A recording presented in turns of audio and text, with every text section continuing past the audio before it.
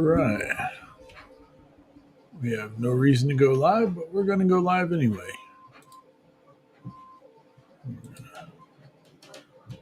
Let's change the scene here.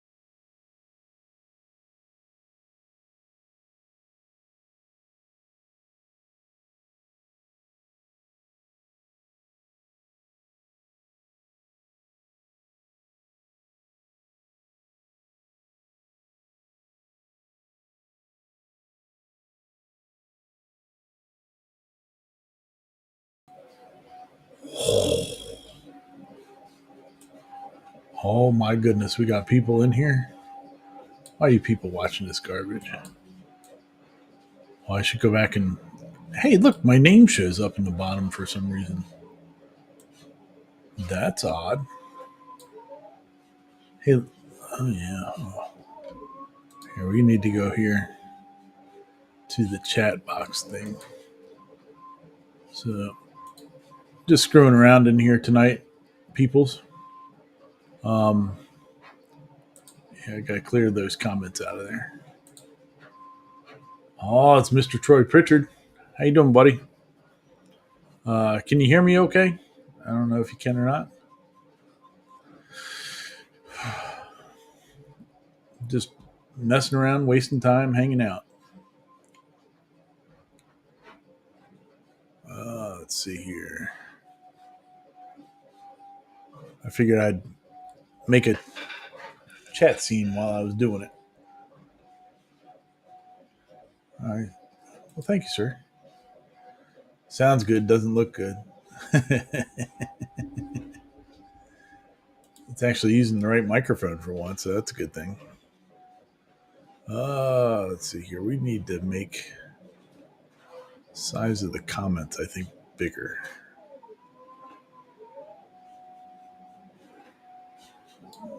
Yeah, that's better.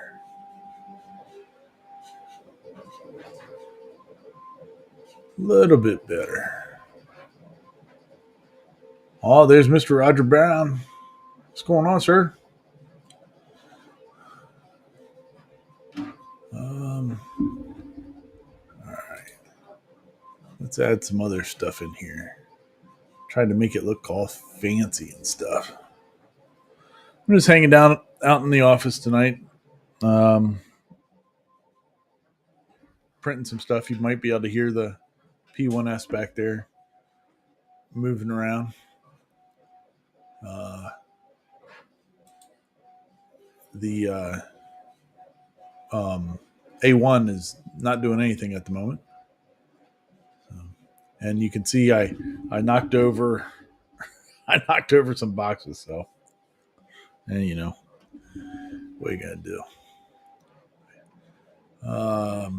Let's see here. What? AI. What? Ooh, there's.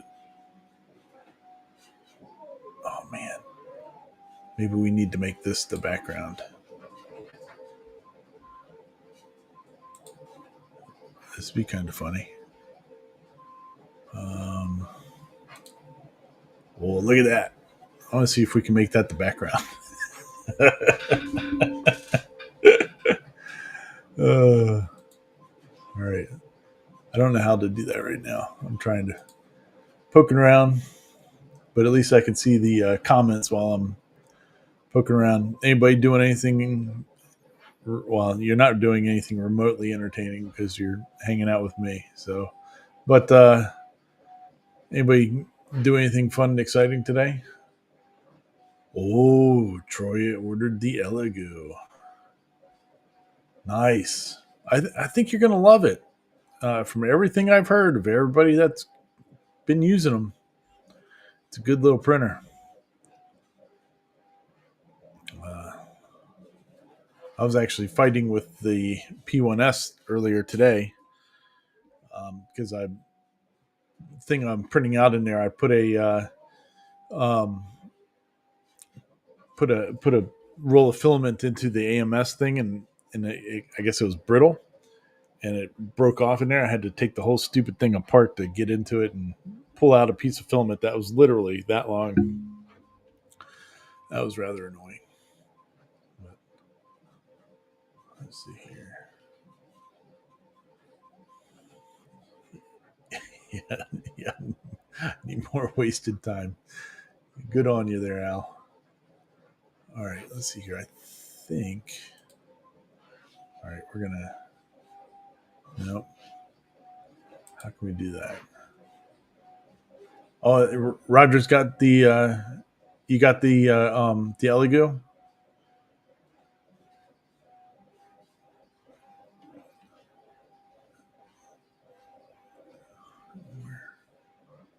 Let's see here.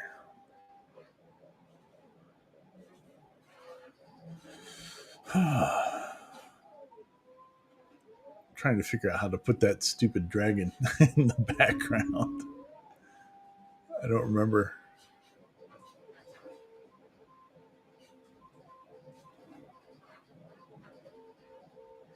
Um, it's on layers. Oh, here we'll add layer, and we'll put.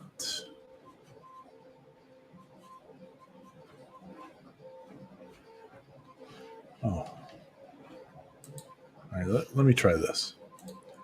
Go in here,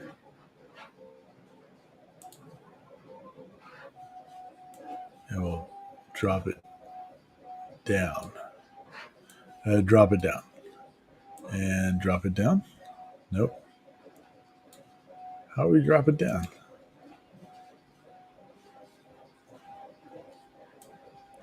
Oh, there it goes. And that did. Don't think it did anything. Nope. Wow, look how awesome he is. That's a pretty cool dragon.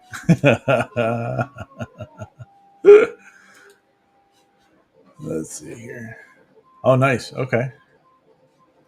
I think that's a pretty. It's like some stock image that it's for the like AI generated pictures or something like that on here, and I just thought it was fun. I'm trying to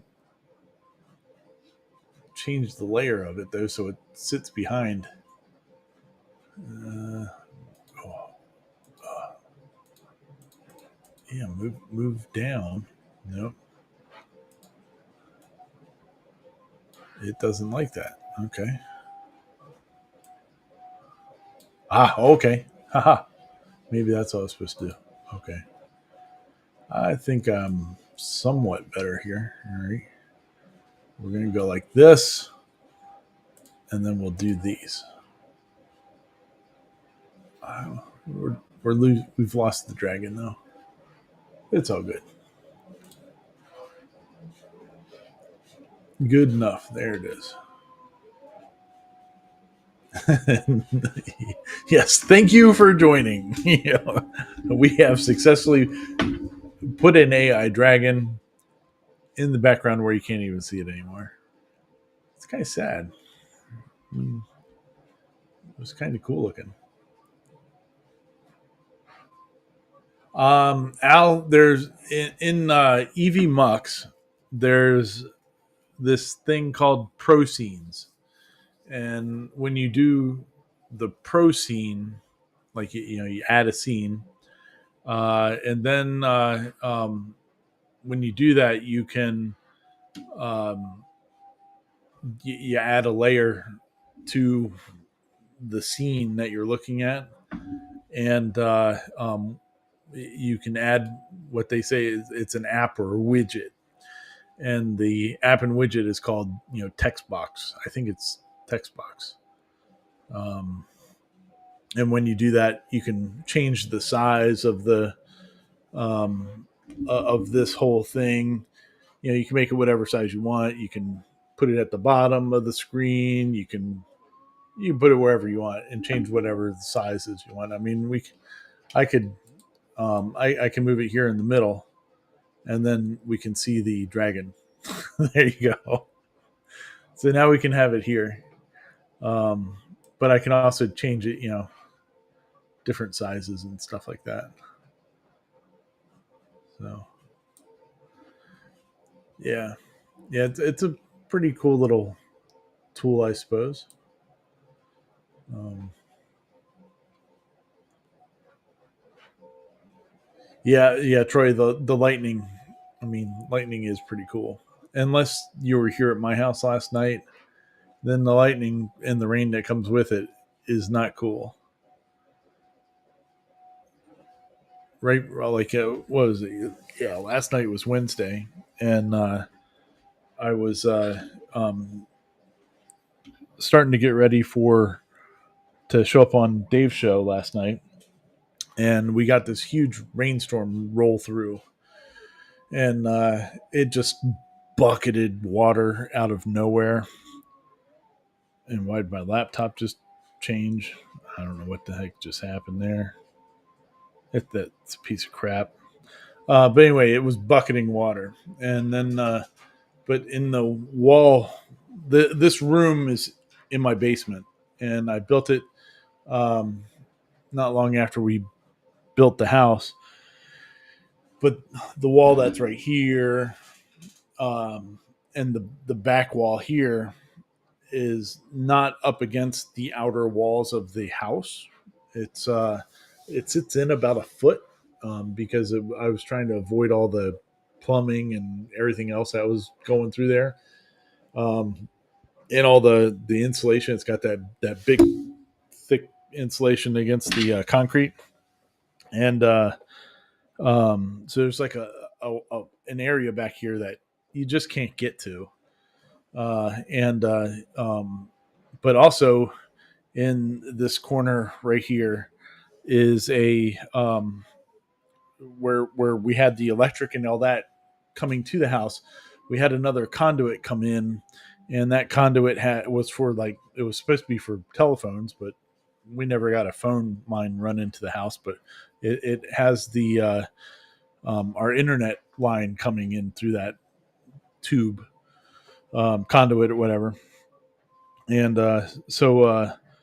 um, evidently with that crazy heavy rain, I guess there's a break in that conduit somewhere, and there was water just pouring in from where that conduit comes into the house because it's not sealed off, and it was just dumping water behind this wall and this wall, and um, yeah, it was bad. So I had to like run out and get a dehumidifier and stuff because you can't get a shop back there. I mean, it's not. There's just no room to get in there. I'd have to rip all the walls out to be able to get to that. So um, I've had to buy a dehumidifier just to try to suck all the moisture out of it. It seems to be doing good. I've dumped it. It's been filled with water 3 times so far. But yeah, it's not the adventure I wanted to have yesterday. Um, oh, come on, you piece of garbage. Oh, there's Mr. Jack in the shop. How's it going, buddy? Thanks for hanging out and messing around with us a little bit. Um, oh, wiring on the Silverado. Nice, Al. Very cool. No, would that is the 97? Is that a 800 GMT? Is that group of trucks? I don't know if that's that one or if that was right before then, but those were some of my favorite ones. Oh, there's Mr. Sean. What's going on, Mr. Sean? I'm I'm just hanging out, wasting some time, looking for my next project to do for a YouTube video, and I don't know. I've got an idea, but I'm not sure. I, I'm not sure. I really want to commit to doing this one. We'll see, though. It would be pretty cool. Um, GMT 400. Okay, okay, gotcha, gotcha. Yeah, I there was a time frame. What 2005, 2004, 2000 to 2007, somewhere in there, a couple of years in there. That I actually I sold GMC trucks, and so that time frame holds a little special spot in my heart for those trucks. They were always fun. Uh, I guess that's why I still want, even though I'm 6'2", 300 pounds, I still want a Pontiac Solstice because I got to drive them before they were released. That was fun. I like those little cars. Jack, your shop's a mess. Yeah, well, I mean, look what I got going on here. It's a shit show, dude. It's all good.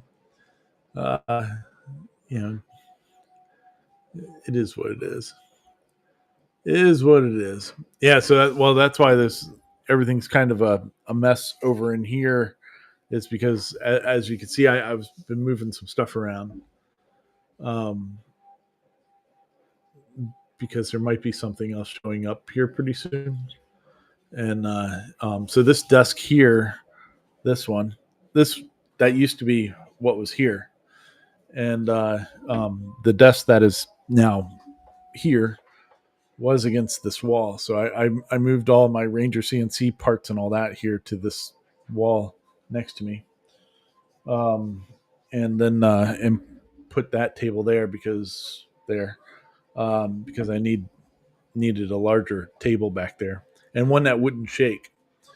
If anybody remembers me doing those, um, the unboxing of the P1S and stuff, I think the A1 too. I used that's the desk that I'm using now for my desk, and it doesn't matter if it shakes because it's under here.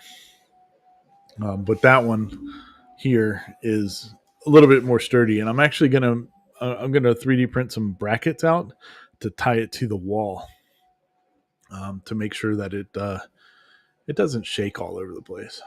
So, so whenever I get the opportunity to have another unboxing type video where we mess around for a couple hours, unboxing a toy and testing out a toy that it's not shaking the crap out of the table, and I got to hold on to it for dear life, hoping that it doesn't fall on the floor and blow up.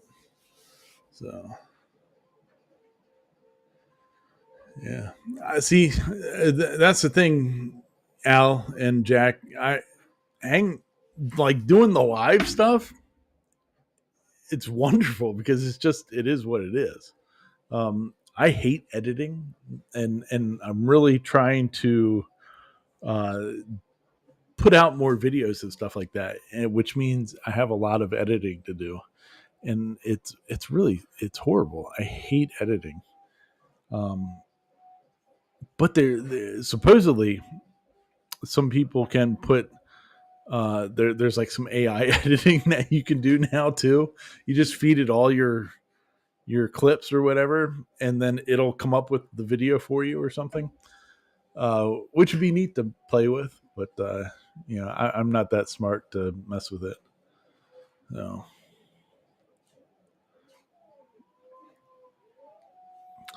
yeah. That's um, it's why I like doing the lives. It does just have something to be out there. What the heck happened? See now that we gotta here. I'll shrink this down a little bit. No. See if we could swap the dragon, like flip it, and then I like lowered myself down. Then you could see the dragon head at least, but you can't. Seeing a wing is kind of garbage. Yeah, Jack. I'm this. I hate hearing myself talk too, in when I'm editing and stuff, but that's why like recently with some of my latest videos, I've been leaving in some of the flubs that I don't like. Oh my god, this thing's falling apart. Um, I've been leaving in some of the flubs that I've done with the um, where I just get frustrated and start cussing. It's it's just like, all right, well, this is what real life is. But 99% of the takes that I do are I'm immediately delete, whatever. But I'm starting to have a little bit of fun with just leaving a couple of them in, and whatever. So, oh yeah, that's nice, Jack. Um, Go hang out there with Garrett. Oh, Jerry's out there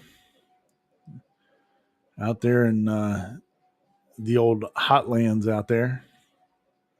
It's hot here too. I mean, it was 100 degrees here in Maryland today, but our humidity's been horrible. It's been crazy. Tomorrow I get to go play with a new toy. I bought a because anybody that doesn't know, I have a couple businesses, and one of them is solar. Um, and I really don't want to. I'll be 50 next month, and so I'm really starting to want to get off of the roof. My days of jumping out of airplanes and all that have messed up my ankles and my knees and my back, and now as I'm getting older, it's getting painful to be on a roof. You up there for a few hours or something, and I can't walk the rest of the day. It hurts too bad. But uh, yeah, so I'm looking at different avenues of stuff to do until we can end up moving south. But solar panel cleaning is one of those avenues, and there's a bunch of different ways to do it. One of those ways is just having a scrub brush and water, like deionized water and all that good stuff. And you scrub them down that way or whatever. But then you get these when you start spending money to get into more of that. They have these rotating brushes, so they're about 24, 30 inches wide or whatever, and they will rotate with they'll rotate and spray water and get the gunk off of them. And the uh, problem is one is that most of those brushes are powered by power washers, and they have to be able to go through like 4 gallons a minute, and which means you need a commercial power washer. You can't just go to Home Depot and buy one because they don't flow a third of the water that you need. And and the brush head by itself. There's a couple companies that make them, but the one is this J. Rothenstein or something like that. I forget how you pronounce it. Uh, it's a $5,000 brush head. Just the head of the brush is like $5,000. It's stupid. It's absolutely dumb, and there's nothing in that makes it worth $5,000. I mean, it's so stupid. Um, Maybe it's three to 5,000. I mean, it's a dumb amount of money for what it is, and so I did find, well, one of my customers has 240 something panels on a ground mount, and he called me and wanted me to clean them, and so I said, all right, so I actually bought a Chinese version of one of these things that doesn't need the power washer to generate it. It's battery powered and has an electric motor, and you wear a backpack with a lithium ion battery. It sounds like it's going to be not great, but it was like $1,700. So we're giving it a try. The guy's paying me $2,000 to wash all these panels, so it's paid for one way or the other.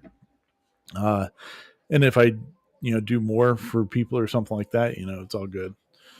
But I have to go tomorrow and wash all these panels. And the hardest part about this whole thing, and the part that's really getting me sideways, is that there's no water there. So I have an IBC tote that I have to throw up into the back of the truck, find somewhere that I can, dump 300 gallons of water into it, and get it out to this guy's place and start scrubbing these panels down. So it'll be interesting tomorrow. I might have a story or two to tell on Saturday. So I don't know. We'll see what goes on. Cosman, rain's enough to clean solar panels to an extent. You get, and depends on where you are, but after a few years, you get bee poop on them, you get pollen caked on them, just dirt, or with, especially actually with wildfires and stuff like that we've had the last couple of years, up in Canada or whatever, all that, you see you get all the haze in the air and all that's debris, and it ends up collecting on the panels themselves and stuff like that too. So um, I don't tell my people that they need to clean them constantly. Um, like some places you really do. But here, if they washed them every couple of years, they'd be all right. Not too bad. Harry, why jump out of a perfectly good airplane? Well, because it was built by the lowest bidding contractor. So that's my thought of why we would jump out of those planes. It was fun. Yeah, Jack, never been on a plane, but much less jump out of one. Yeah, it was a fun time period of my life. Static line jumping. I don't know if I could have done um, the free fall parachuting. I don't know if I would have liked that, but the static line jumping was fun. Because your parachute is attached to a cable inside the plane, and so as you leave the plane, you only end up having about 4 seconds of actual free fall, and before the chute is hopefully open. So, and when you're jumping into combat and stuff, in combat you're only jumping from 500 feet. So if it doesn't open, you've only got another 200 feet until you hit the ground anyway. So it'll be over pretty quick. But in training and all that stuff, when we would jump usually between 1,000 and 1,800 feet. So, oh yeah, there's Mr. Dave. How you doing, sir? Repelled out of a fast line out of a Blackhawk. Never used a chute. Yeah, I had some opportunities to jump from a Blackhawk, but we didn't. Like the winds were too high or whatever. So I never got a chance to jump from a Blackhawk or a Chinook. The Chinook was the one I really wanted to do, and we were the one time we were doing some training missions out in California or something. Yeah, it was California in Death Valley, and we were middle of the night.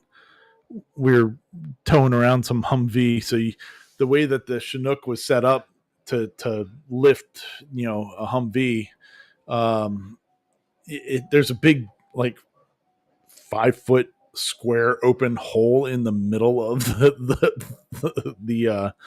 Chinook, and so and it's pitch black because it's 1 o'clock in the morning, and um, you're looking down through this hole and with the night vision goggles on, and you can just see the Humvee just dangling down there, swinging around. It was pretty awesome. But we were uh, supposed to jump that night. We made a loop around and we released um, the Humvee. The Humvees, was that the one that one of the Humvees that was released had a chute malfunction, and that thing was flat when we got down there. It was like 2 feet tall. It was not a full size Humvee anymore. But yeah, we got that was but winds turned out got too high before we could get out of the Chinooks ourselves, and but that would have been that was one I really wish that we could have done, but didn't get an opportunity again. So, Jerry was static line also at 3,000 or 4,000. Oh wow, that's cool. Jerry broke his ankle on the second jump. Ouch, man. Yeah, it was kind of a funny not funny story because I didn't know the guy.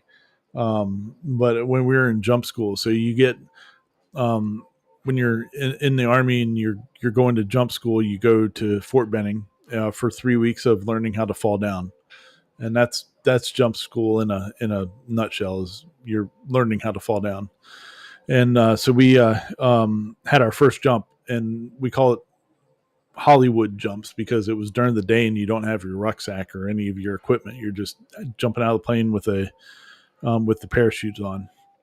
And this guy, first jump, hit a medical Humvee when he landed because they have the big cross on the roof of them.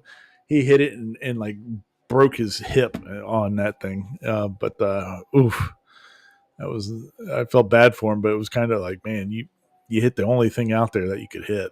It was the medical Humvee. At least you're in the right spot, I guess. If you're gonna wipe out hard, that was a good place to wipe out. So, so nice. Yeah, um, my brother.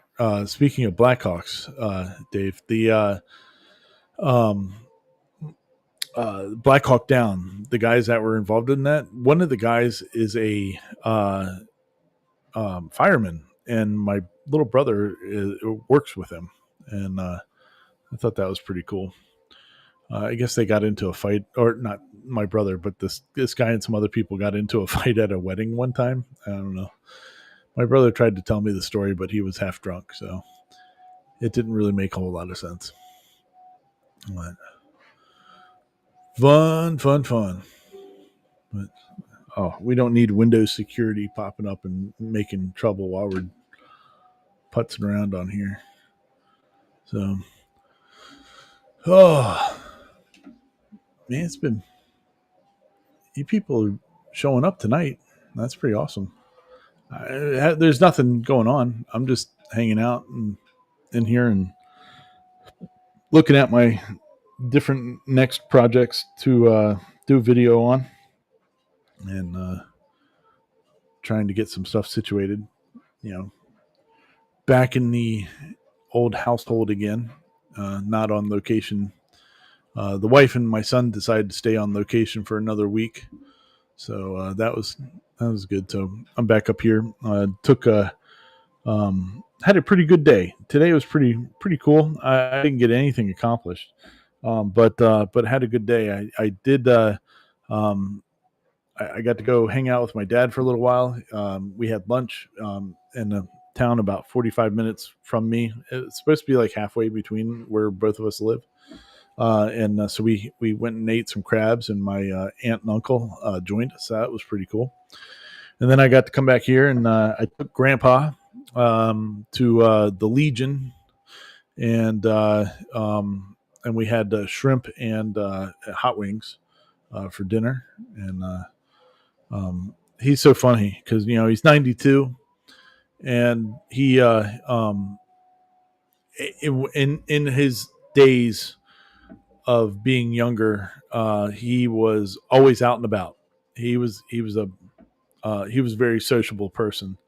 So he was always going to dances and all this other stuff, which evidently did not sit very well with the rest of the family, with his wife and the children at home. I mean, he wasn't doing anything he shouldn't be doing when he was out and about, but evidently they didn't really like that he would come home from work and then go out and hang out at the sock hop, or whatever with his friends and all that stuff. But um, so going up to this Legion is where he would hang out all the time, and uh,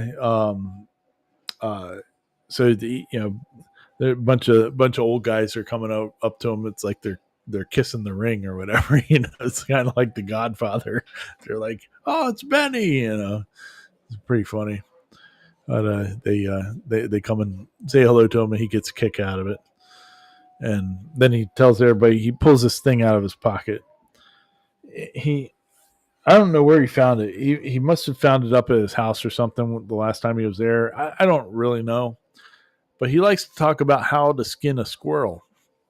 And I mean, it's like, dude, it's a dinner table. I don't need to hear about how you're gutting a squirrel at the dinner table. Like, it's just not what I want to hear. But I've heard the story multiple times now, because you'll see him, he'll reach into his pocket. And so tonight he wanted to take one of his buddies that has taken him fishing and stuff like that, and he calls him 15 to 20 times a day. Uh, he wanted to take him out to dinner as a thank you for being his buddy and all that good stuff. So they met us up there, and so they're sitting next to each other talking, and then I see Great Dad. He starts reaching into his pocket, and I'm like, he brought that squirrel thing with him again. Here it comes.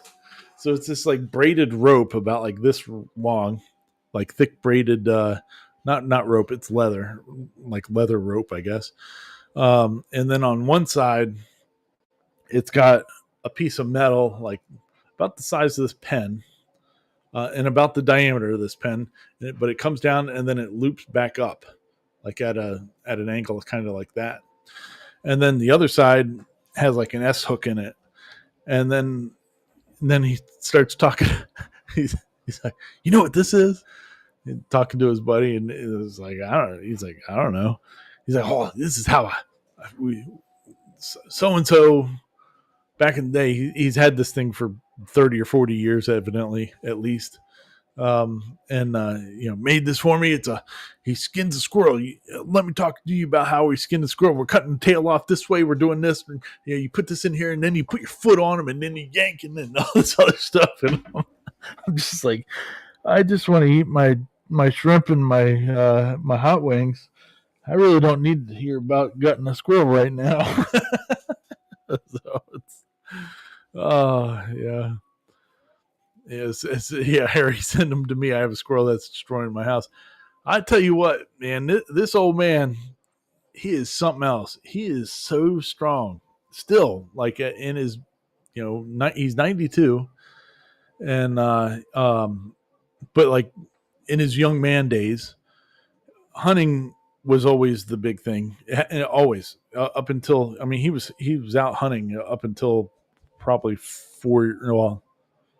I'd say 6 years ago, because he's been living with us for 4 years, so he hasn't been hunting since he's lived here. And I helped him with his final deer, which was, it was god awful. I felt like I was going to puke. But I helped him drag it out of the woods. But anyway, so he, I don't know how I was going. Anyway, he hunt. But anyway, his growing up days. So he would, evidently he'd work for the railroad for a couple months, get some money, and then he would stop working for the railroad and go hunting. And he would just, he was either hunting or he was fishing, and that's what he would do until his money was all gone. Then he'd go back and work for the railroad for a few more months. And when I mean he was working for the railroad, I mean he was sitting there, putting railroad ties in, smacking the spikes with a sledgehammer all day, every day. So I mean, I can't blame him for not wanting to do that very long. But anyway, dude is so strong. I've been tempted to try to arm wrestle him now, but I don't want to be embarrassed by a 92-year-old man, so I'm not going to arm wrestle him. I mean, he'll hold up his arm like this, and he'll go, feel that. I mean, and his forearms are still like a rock. It's crazy. I like listening to his stories of him talking about his some buddies and like trouble that they would get into, or he'd be out hunting somewhere. He was telling some story tonight about when he was hunting locally, and I guess he wasn't supposed to be hunting where he was at, and he saw the guy coming up through the woods, so he was like laying down, hiding behind a log and waiting for him to go by, and then he would go back hunting some more. All kinds of stuff. So he's got some good stories. So, I like hearing all the stories. I keep wanting to record them for the family, but I haven't gotten around to that. Which, you got to do that, because one, he's 92, so anything can happen anytime. But oh yeah, Harry, Baltimore crab picking is the best. Yes, oh yeah, the Maryland blue crab. It's hard to beat. It is hard to beat. Now, if you go down to South Carolina, they're going to tell you that. And it turns out, I'm not saying that they're lying, but a lot of the crab that people eat here up in Maryland, because Maryland is how we don't have a crab on our flag at this point. I don't understand, because we live and die by the crab in Old Bay. But they evidently, like the blue crab that's down in the Carolinas, they ship a lot of that up here to Maryland because there's so many like crab shacks up here. People eat crab all day long, every day. And, but nobody in Maryland wants to admit that happens. We all want to say that it comes from from the bay and from our shores. So, whatever. It's all good, but fun times. So, who's anybody out there working on any cool projects? What's everybody else working on? I have been working on trying to get internet still out at the shop.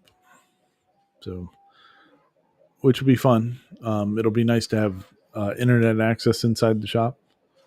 So, but trying to get that done. Otherwise, project-wise, there's stuff behind the door that you can see over my shoulder here. There's stuff back there for a video.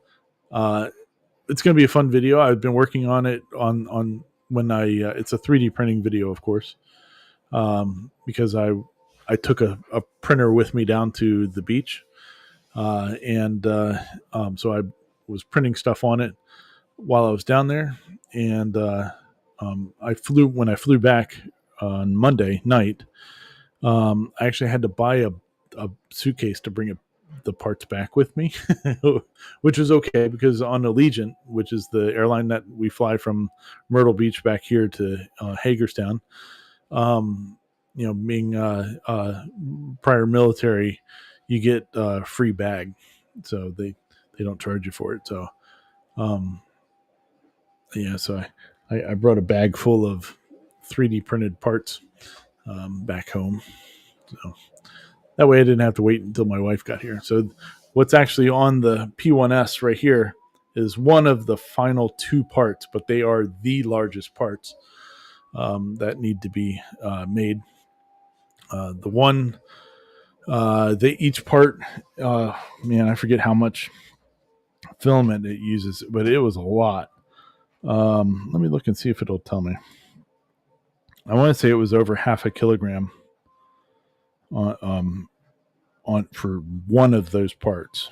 So, and it still has another 10 hours left to go. Yeah, it's 555 grams of filament. So, yeah, just over half of a roll of white PET G for that one part. So, pretty fun. But it's going to be. I'm looking forward to filming the video for this one because it's fun. I think it'll turn out pretty well. Nobody's going to watch it, but that's okay. And that's why I kind of don't understand why I'm looking at doing another one of these projects. It's a Lego. I mean, I'll tell you that. It's another Lego project, giant Lego. But from judging from the reception of doing the helmet hangers that are up in there, I thought they would do better than what they have, but it's all good. Oh man, Dave's got 6 stove covers going. Wow, that's pretty wild. You knock those things out, man. That's awesome that they're so consistent. With that, that's really going to help in 80 couple days when you become a full-time content creator. Let's see here. What's Jack saying? I'm not working on anything right now. I got a stove topper to do next week, waiting on the design. Okay. Making some whiskey smokers. Oh, yeah. And I got a Bible to 3D carve. Oh, wow. That'll be pretty awesome. Oh, Dwayne's making some trophies for a car show. Nice. Are you 3D printing or laser or CNC? How are you making them, Dwayne? That'll be cool to see. Yeah. So, let me grab one of these things. I'll show you. Just give you a little.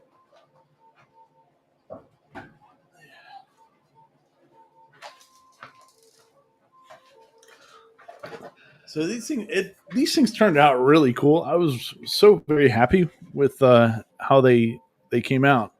So this is without the wall mounted part because it's screwed into the wall. So these are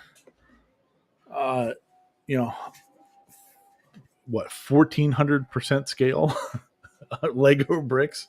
So this is a 2x2, and but I did the outside dimensions. They're all like accurate to Lego, and but I changed the insides because if you don't know, Lego bricks are injection molded, and so they have some things that they need to be, but because I'm 3D printing it, I didn't have to do that.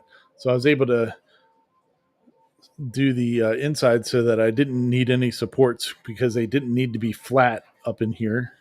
So this little center part here actually goes up inside of this and all that. So it was pretty cool how it didn't need anything to do those. And and it functions great. Um, yeah, it turned out pretty cool. One secret of that did not show up in the video that I did not talk about was that overall I printed 4 of the heads. One of those was the original one that didn't fit the other bricks properly, which was this one. Actually, this is the one that didn't fit the other that I started with and did not model myself. Yeah, because it's got the hole in the top.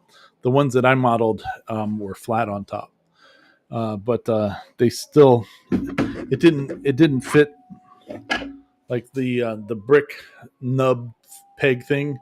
It doesn't fit as tight as the ones that I designed. So, but for at some point here, it's going to have a helmet on it, and you won't see any of it when the helmet's on there. Um, but yeah, I had a really fun time with that whole project, which is why I started this other project. Um, the other project here, I'll show you a little. I have some test pieces that I did here. I can share. So, all right, here we go. Here's how we'll show this. So this is the 1400% scale, and this is an 800% scale. So this is an 8-to-1 ratio. So you can see quite a bit smaller, but still, I mean, overall, just quite, it's big for a Lego brick. But so I'm doing a kit, like an actual kit of a Lego set out of these. It's a very small set. It's only 51 pieces, but still, it's taking a lot of time and all that. And turns out it's a lot bigger than what I thought it was going to be because I was trying to maximize the size of the print bed, the 256 millimeter print bed, with the largest piece that they had. So that the set had. So that's what came out with that size. But yeah, so pretty cool though. But I did kind of the same thing. I had to go back and remodel it because when you take this and you try to shrink it down or scale it up, it's not going to work right because of the the size difference of the tolerances. So it's been interesting. It's been a fun engineering project. It was something to do while I was there at the beach. I would set pieces up, and I had a whole list here of different parts. So there was 24 different parts, and with 51 total pieces, and I was just going through knocking them out. So yeah, so the last 2, that's one of them there. It's got another 10 hours and 6 minutes left of printing. If I did it on the A1, it would takes 20 hours. So this one is about 4 hours faster overall to do it on the P1S. But I was leaving the A1 empty right now because I want to be able to work on another video in the next day or so. So it just wasn't adding that. With a little bit of work, that would be a cool looking cat food dispenser. Yeah, that could be a pretty cool, design for something in there. Yeah, you could probably hollow it out. Yeah, it kind of looks like the dog food bowl thing, where you have the food up in, or the water in here and it comes down into the bowl. It kind of looks like that. Oh, let's see here. Got some 12-inch octagon table center things to make for Gideon's. Nice, very cool. That's cool. Yeah. Oh, Dwayne's CNC in the trophies. Very cool. Man, I can't wait to see him. That'll be pretty sweet. Yeah. So it's been interesting. My wife was with the new project that I'm, that this is part of. My wife was not all that happy that I kept on, I'm right now I'm of just white filament. I'm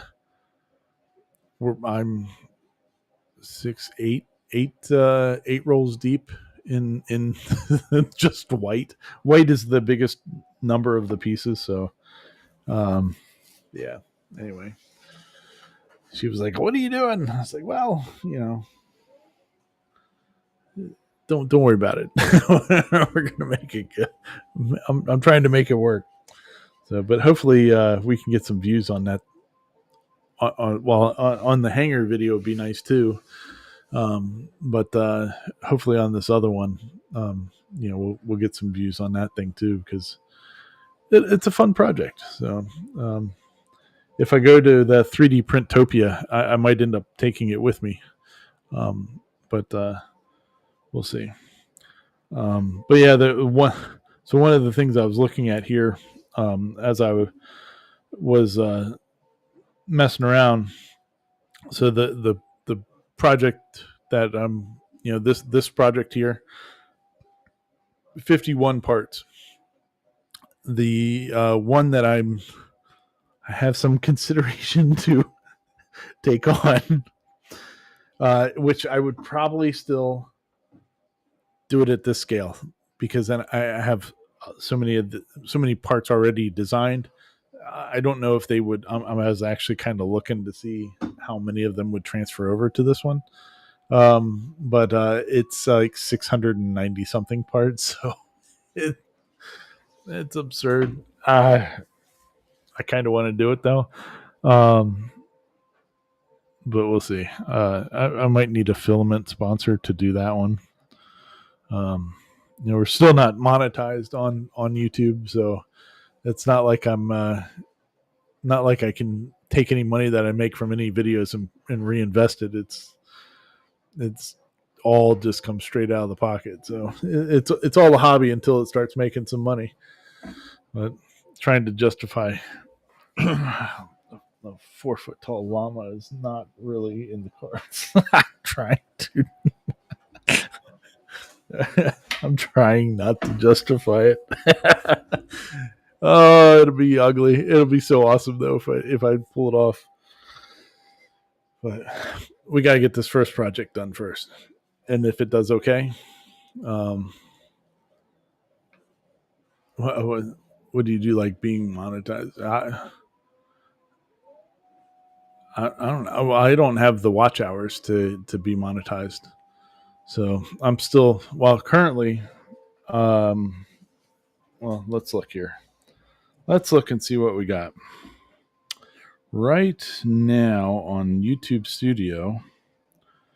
If I go to the watch time at 365, we're at 3,608.8 hours. So, which is trending up. It has been going up as we've been continuing the Saturday shows and trying to get the other content in there. It is a slow burn, trying to get up, but yeah, we need to get there. So tell your friends, tell your family, everybody. Yeah, everybody in your household should watch the Saturday night shows at least. Just even if they're not watching it, just grab their device and turn it on, and just let it roll, and then put it on repeat. I don't know. I think the whole monetization thing on YouTube, I think, I mean, because it's not really going to make any money on YouTube unless you're like one of the viral people that can make get hundreds of thousands of views and all that stuff. I mean, you're not making a living off of YouTube monetization, but for me, it's a goal. It's like hey, you accomplished something. and then I can tell my wife, look, hey, that 13 cents that we made this month was because I spent $3,000 on filament. Hey, it's all good. Harry's got 128 watch hours for 15,000 views. Hey, the 15,000 views is pretty good. Good job on that. The thing I think that really gets you sideways, like it gets me sideways, is like last week I did a YouTube short of me and Facebook Marketplace.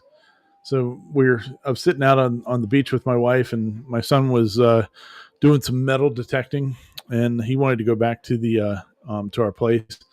So my wife left and took him back to the place and was coming back. So she was gone for like, I don't know, 20, 30 minutes.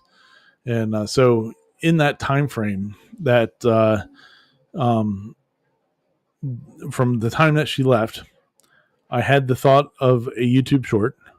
I filmed the short, edited the short, posted the short, all before she came back. And that one's got like 1,400 views. I mean, granted, they're only 20 something seconds long, but it is kind of like, you work hard on something, on doing a video where you're taking a lot of time and effort to create something, and you got 85 views. So it yeah, yeah, I hear you, Dwayne. I mean, it's I don't know. I think at this point I've invested so much time, energy, and money. I mean, this EV Bucks stuff or the streaming stuff is I mean, it's not cheap, um, especially since there's no income stream coming back from it. So I get more videos of my AI Bigfoot videos. Yes, yeah, I want to do something like that. I think that would be funny to incorporate some sort of funny AI video into the goings on. I need to spend time to figure it out, so it'll be fun. Oh, Clack says, "Get ready." Hey, Clack, how many days are we at now? Are we in the 70s now? If not, you're close. So, what's Jack's got 334,000 views. Good job. 424 videos, 1.34 subs, and 835 watch hours. For the past year, you have 835 watch hours. We're down to 76. Cool, Dave. Good job, buddy. Hey, one more. Hey, tomorrow you can say, hey, I have as many days left as the year is that I was born in, that we were born in, So that's pretty cool. I got a carve, did a 3 lineman on a pole. I'm off the pole and walk on. Oh, wow, that's cool. So did you post that one yet, Jack? If not, I need to go find that. I thought I was subscribed to your channel, but maybe I'm not if I haven't seen that, which I will go rectify right now. Let's see here, Jack. In the shop. Let's see here. I am not. Oh, well, guess what? I am now. Okay. So I am subscribed there. Who else is do we need to make sure? All right, let's check Dwayne. I think I'm already on Dwayne's channel. Let's see here. Making sure I spell your name correctly there, Dwayne. Rich Junior. Yes, I am subscribed to Dwayne's. Harry, I think anybody that's done the Christmas challenge, I'm pretty sure I'm already subscribed to you. And Harry, I believe you, yeah, because you popped right up on there. Um, whoa, what the heck happened here? There we go. Search.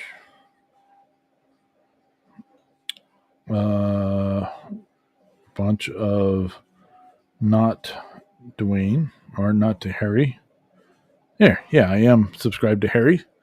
Very cool. Who else is out there? I know I'm already subscribed to the Clack Shack, and we got who else we got here? Everybody, go. Let's all do. Let's do everybody a solid that's hanging out, and make sure you're subscribed to all the other people's channels. That's one thing I like doing about the Christmas challenge was just talking to everybody about their going and subscribing to everybody's channels. It's fun, um, even if it's the only video that they put out for the year. I think it means something to people. Let's see here. But too much fun. Man, that thing is going ham. It just looks like a complete brick right now. You can kind of see it back there. But yeah, so we got some trying to find some other fun stuff to do with 3D printing stuff. There's we got to do some stuff in the shop. We got there's some 3D printing stuff I need to do out there. I need to do some CNC stuff out there too. Haven't been out there since I've been home really because it's so hot out there. I wanted to do a show out there, but man, it's fat guys sweat a lot, even at 10 o'clock at night. Let's see here. Oh, what's this?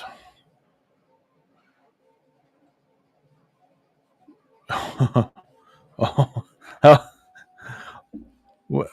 what'd you do? Here we go. Here we go. There you go. All right, guys. So I sit around the shop tonight. I've been working at the line, getting some stove covers turned out. And while I'm out here working, a lot of times I like kind of listening in to other people's lives and supporting other content creators. Oh, Dave, you're too nice, man. You didn't have to put that out. This guy right here. This is my friend over at R. Ballard Designs, and Ryan's got a YouTube channel. Yeah. Yep. 1.62 everybody's here. Subscribers. Ryan participates in our Sunday Night Lives. He does a lot with there you go. CNCs. You're man. You talk a lot of bullshit on about me for 1 minute and 51 seconds, Dave. That's too kind. I will watch that probably 5 or 6 times here in a little while. But that was very kind of you. Thank you very much. Let's see here. Oh yeah, there you go, Scott. Thank you, sir. Scott, do you do any YouTube stuff here? I'll go and subscribe to yours too. Let's do it. Let's see here. We're doing a search here for Scott Sparrow. There we go. Let's see here. Is that Dr. Scott Sparrow? What kind of doctor are you? What's your specialty there? I'm going to call you Doc. Doc Sparrow. 278 subscribers. We need to get that up higher. At least I can get you to 279. So we'll get you on there. Very cool. So I subscribe. I'm going to desubscribe from this guy since you are not the doctor. What the heck happened? Oh, sorry. Yeah, like it. Yeah, see, look, Dr. Scott Sparrow. That's what popped up. Man. All right, well. Very cool. Oh, yeah. It's a clack attack. There you go. Hey, Dale. How you doing, buddy? Thanks for hanging out. we're just shooting the shit tonight. Not doing a whole lot of anything, just hanging out. Sean says, "I bet this one takes you over your limit." Yeah, it's pretty funny. But oh, there you go. It's a clack attack. Everybody's hanging in. It's too kind of you, Dave. I appreciate you, buddy. Very much appreciate you. Well, we can. This is the fun part about my channel is that we just talk about anything and hang out. Yeah, thanks, guys. You may regret it. Yeah. See, Dwayne's at least warning people what they're getting themselves into here. So, but yeah. So anybody that's tuning in from Dave's channel, I'm Ryan, and I'm a mess. So it's very, very good. I do some 3D printing. We do some lasering. We do Saturday night shows where we talk about videos on all the latest videos that have come out. So I do a lot of YouTube watching to get some fun videos that are out there. Man, I'm gonna have to go back and find everybody's channels so that we can go subscribe to everybody. So that'll be pretty fun. But yeah, so we're just hanging out in my office that I keep destroying. And yeah, I'm Kilroy and I'm a maker junkie. Yep. So, the old clack attack is in full effect right now. But yeah, we're just hanging out, not doing a whole lot of anything tonight. Just doing a little BS session and looking for projects to do next. Even though I think I've kind of told everybody basically what I'm doing on the next video. But yeah, it's all good. This stupid laptop though is garbage. It's still thinking. Like it just doesn't want to. That's supposed to be a manual, and it's just a blank screen. We need to get rid of this thing. I did the other day when I was down at on location. I was trying to free up some memory because the computer was dying hard.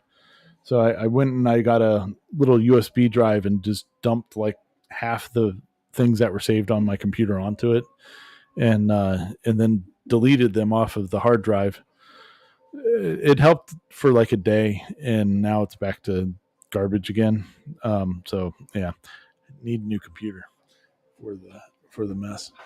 Let's see, for your something different segment, check out Nerd Forge. Yes, and I have actually watched Nerd Forge multiple times. Which is there a new what video are you talking about with that, Scott? I will pull some up here. Let's see here. Dun dun dun. Oh yeah, her newest, well, one of her newest videos was that she made a 14,000 page book, and it's like 40 books into one. It's pretty crazy. Install Arch Linux on that computer; it'll run much better. Yeah, the problem is that I'm not smart enough to do that. I'm smart enough to go buy a new computer and junk it up. My son's also very good at that. He's very good at finding any virus that you can find and getting it onto his computer. That's usually a mess too. But yeah, NerdForge does some good ones. We actually had her on. We've talked about her, not had her on the show. But we've talked about a couple of her videos before. I'm trying to remember which ones we were talking about. But she had a really cool video that we. I think it was. She was making a giant book for somebody. What was it? It was like a fantasy book or something like that, and they.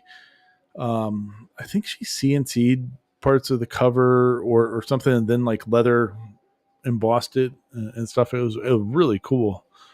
A big, giant, heavy book. and printed all the lettering. All the words were like this big. So it was like I don't know how many pages it was. It was a lot though, but it looked huge, pretty sweet. But yeah, we'll have to find some more. There's been some really cool, fun videos I've been watching a lot lately. I've been in the loop on besides the Bigfoot and the babies that are construction workers. The babies that are construction workers are hilarious.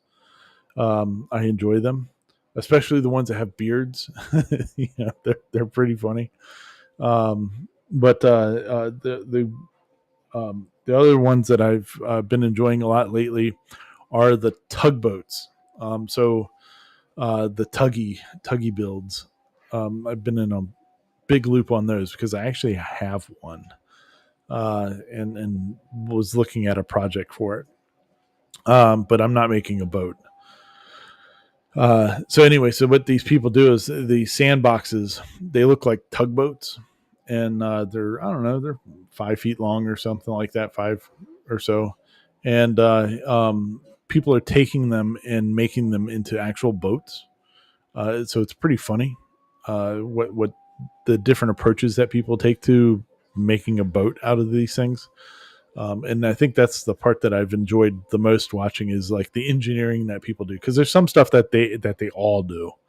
They're all putting foam like underneath of it and stuff like that, but how they go about it is everybody does it differently a little bit at least.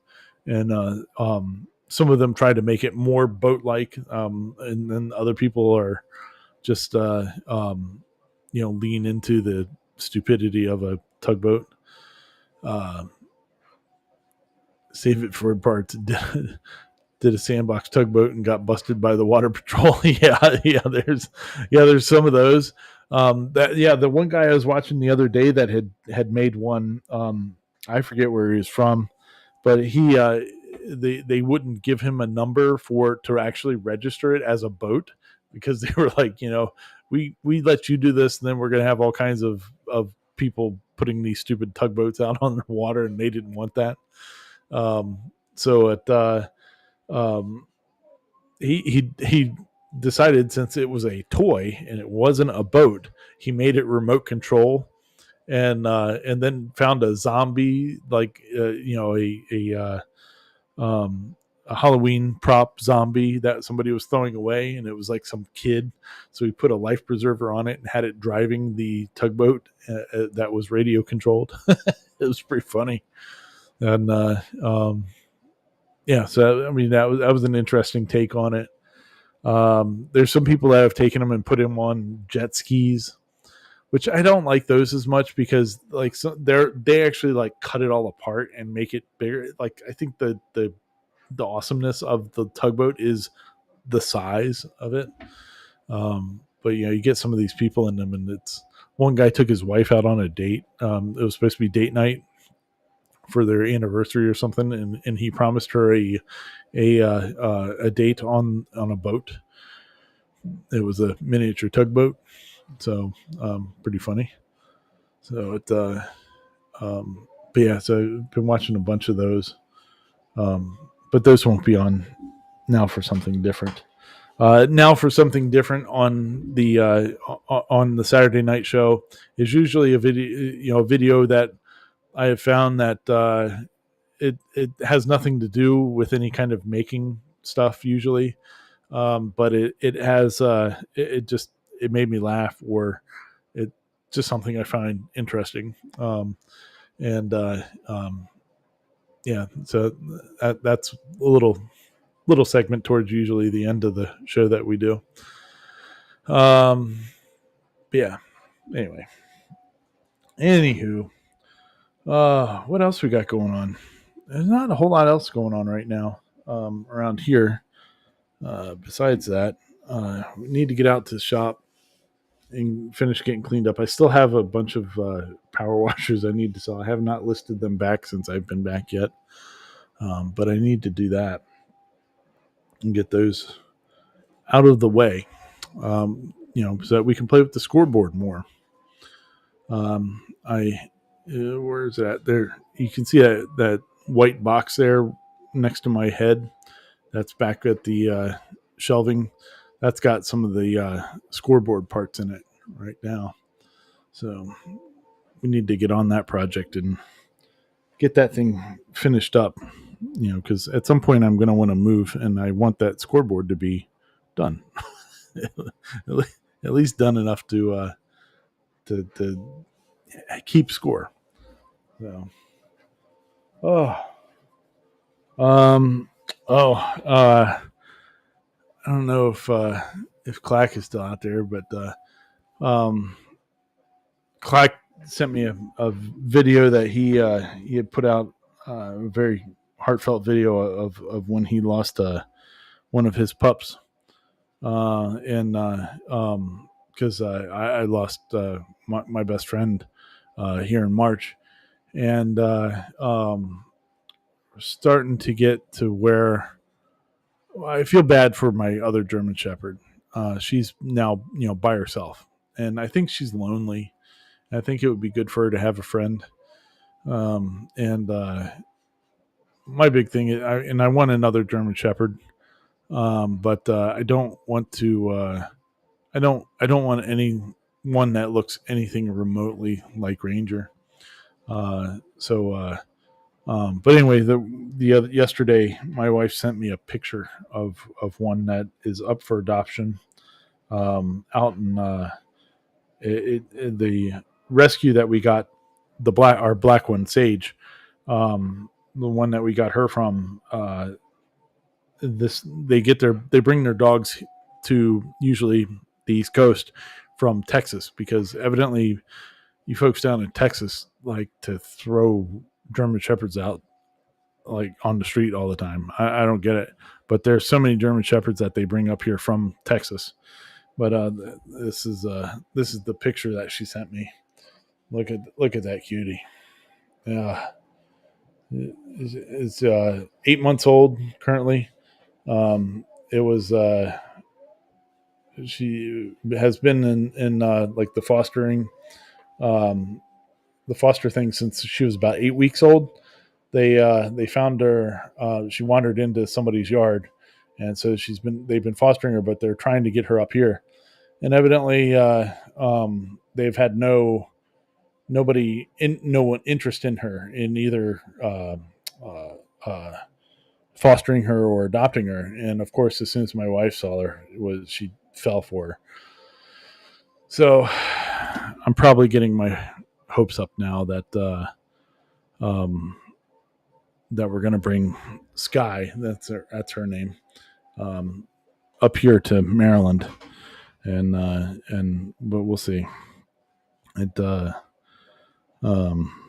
she's pretty cute, so we'll see how that goes. She put in the application. They've already called our vet and stuff, to check, I guess, and see how our vet thinks that we are as pet owners. I don't know. I don't know why they would call our vet, but they did. But yeah, so hopefully we'll hear something about that. I really didn't want to get another dog into the family until after we're taking a trip in August, for my birthday, for my 50th. We're going to Florida, so that week we'll be missing a show. Maybe I can get somebody to fill in, maybe not, I don't know. We'll see as it gets closer.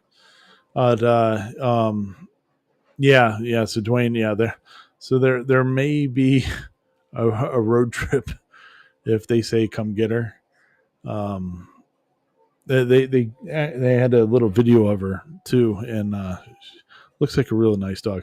Like you would think, when like I said, we got our black shepherd Sage, from the same rescue, and we had met a lot of their dogs before her, and you would swear that they stole these dogs, like, because they were all such good dogs. Like they're very all well behaved, and like they weren't broken. You know what I mean? Like you would think that a rescue would be. They're all very good dogs. And so when we were able to get Sage, we were super ecstatic about it. And um, so if we can rescue this this little girl, that'd be pretty awesome. I'd be really really enjoying it, even though I really wanted to wait until after our trip in August. But hey, something happens. Shit happens the way it's supposed to happen. So she might just, even though I don't know how fair it is to bring her here and then have her for a few weeks and then have her boarded for a week. I don't know. Well, we'll see. We'll see how that goes. I might see if I can get somebody just to come here to the house and take care of her. So she will be spoiled one way or the other if she comes here. But good times, good times. Yeah. If I end up going out there, my thought process would be that I would just fly to wherever it is in Texas and then drive home, so I'm not spending multiple days driving. Um, but we'll see. Who knows? Yeah, yeah. Biscuit. I think I remember when, because Biscuit has not been around very long, right? Right, Dave. He's a pretty new addition to the household there. Um, but I think I remember saying you saying like who the hell's this dog like showing up. So, but, yeah, Biscuit's a pretty cool cat. So, oh yeah. Just sanding got a volunteer dog, Biscuit. If we hadn't kept him, he wouldn't have the life he has. Yep. I think especially like the rescue dogs and all that, like I think they get it. Like they understand that the life that they've been leading, and then getting spoiled a whole lot more awesome. So we'll see. I'm trying not to get my hopes up. Now I like saved her picture, and that's I'm kind of setting myself up to get disappointed. I think so. I'm gonna try not to, but one way or the other, as long as she gets to a home that will take care of her, that'd be pretty awesome. But oh man, just been BSing here for what, an hour and a half? Wow, I can't believe everybody's hanging out. So I really appreciate the clack attack. So all you folks that are showing up over here hanging out, much appreciated. We haven't shown any of the new people that have been showing up over here. Here, we'll show you the cool background here. Yeah, we have a dragon on wasting time with Ryan. Um, you got a cool dragon in the background. So yeah, uh, yeah, yeah. Dave says, yeah, Biscuit's only been around there for a few months. Yeah, that's what I thought. I didn't think he'd been around very long. And yeah, it's pretty wild how it works out sometimes. Big man upstairs puts stuff in your lap the way it's supposed to be put in there. So it we're pretty lucky here. Oh, since we're just hanging out here. Oh man. So in the changeover of this whole room, like my table situation, I did what any sane person would do and just took all the stuff that was on my desk and threw it on the shelves that are around me. So they're a mess. But we'll give a little treat to everybody for hanging out here a little bit.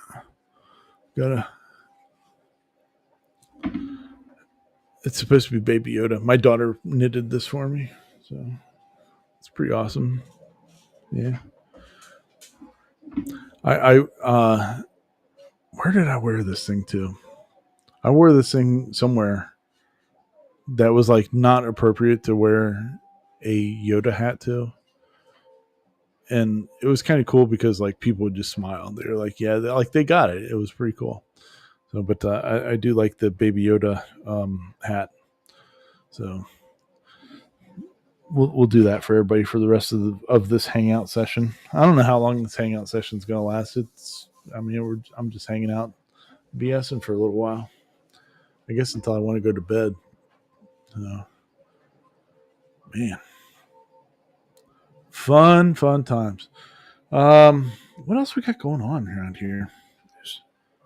There's really not a ton. Need to do some more videos on the laser and stuff like that. I have some CNC videos that I need to get done too, but kind of interesting one. I can let you guys in on what I'm working on that.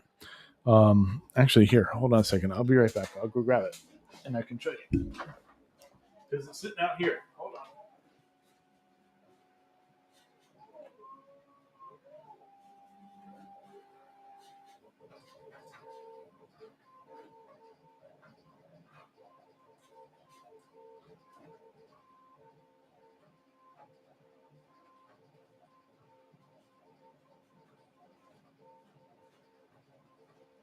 All right.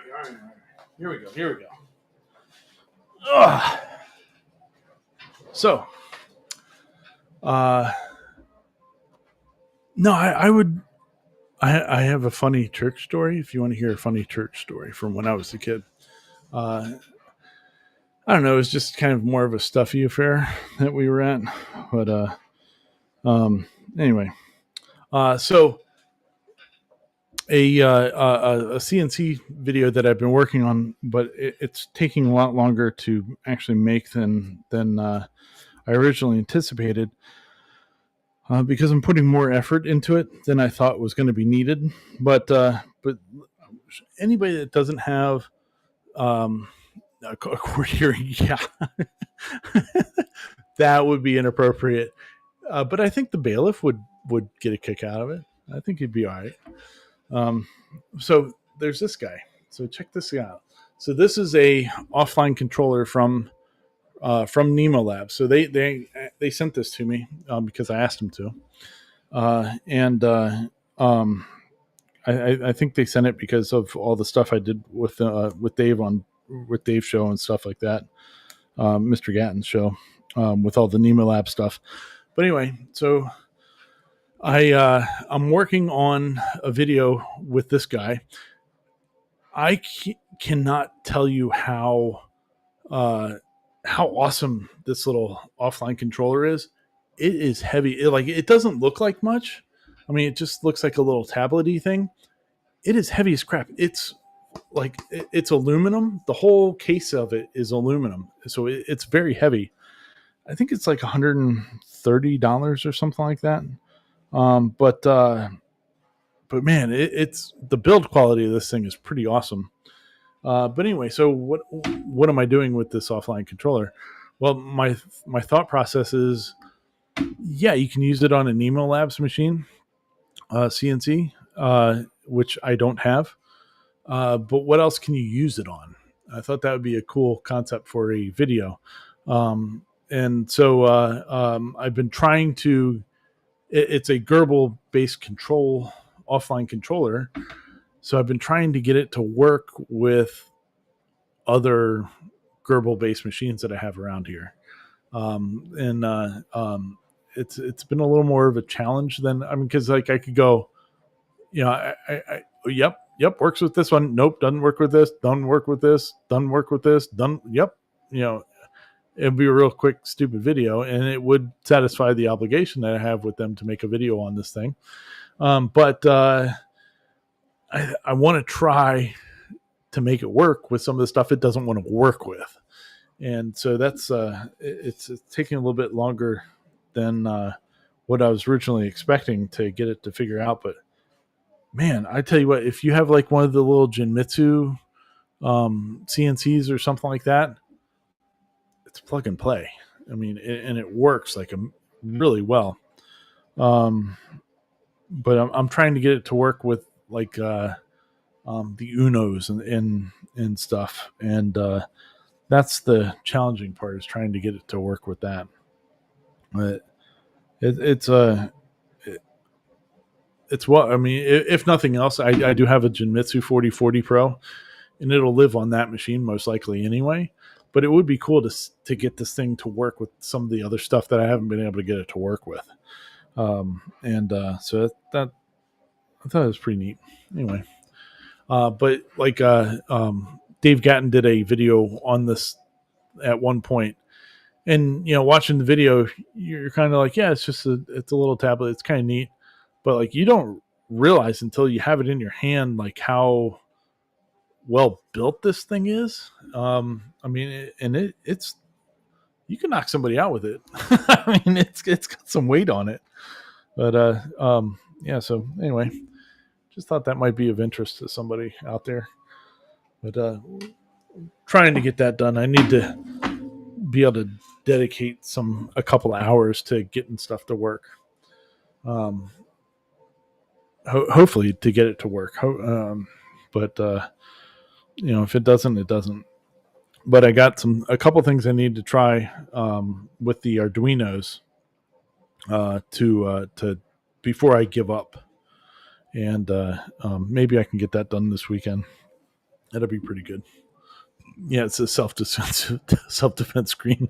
Somebody comes in and tries to steal your Jenny bits, you knock them over the head with this little guy. So yeah. Anyway, it's a cool little gadget. I mean, Dave, I don't know if this thing would work on a Eufy make, but maybe I'll send it to Steve and he can check. just messing with you. So, but yeah. Yeah. Well, Harry, yes, wearing this to a Star Trek convention would be. No, they probably would try to say it's some other Star Trek-y thing. So, Mr. Carter, thank you for clack attacking in here. Much appreciated. Yeah, the Yoda vibe is good, but the Wolfman Jack is better. Yeah. Well, I tell you what, man. Since I went down to the beach, I had not shaved at all, so my neck beard action is very strong at this moment. It's kind of driving me crazy. I meant to actually shave it all down today and didn't get to it, but yeah, there's some fun ones. Steve said send it his way. Yeah, well. Fortunately for me, I know what machine that it does work on that I do have, so I can. It's going to be hanging out here for a while, but we'll see. But yeah, Wolfman Jack is groovier. Yes, very good. But yeah, the hair it's starting to Wolfman Jack out a little bit. Not too bad.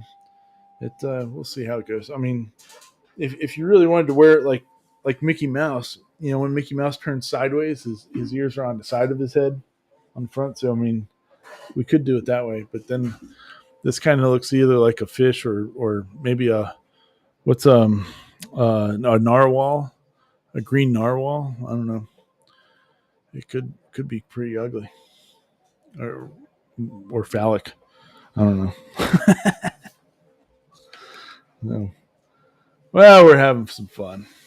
Definitely having some fun. Yeah. All right. So what topic should we get in here?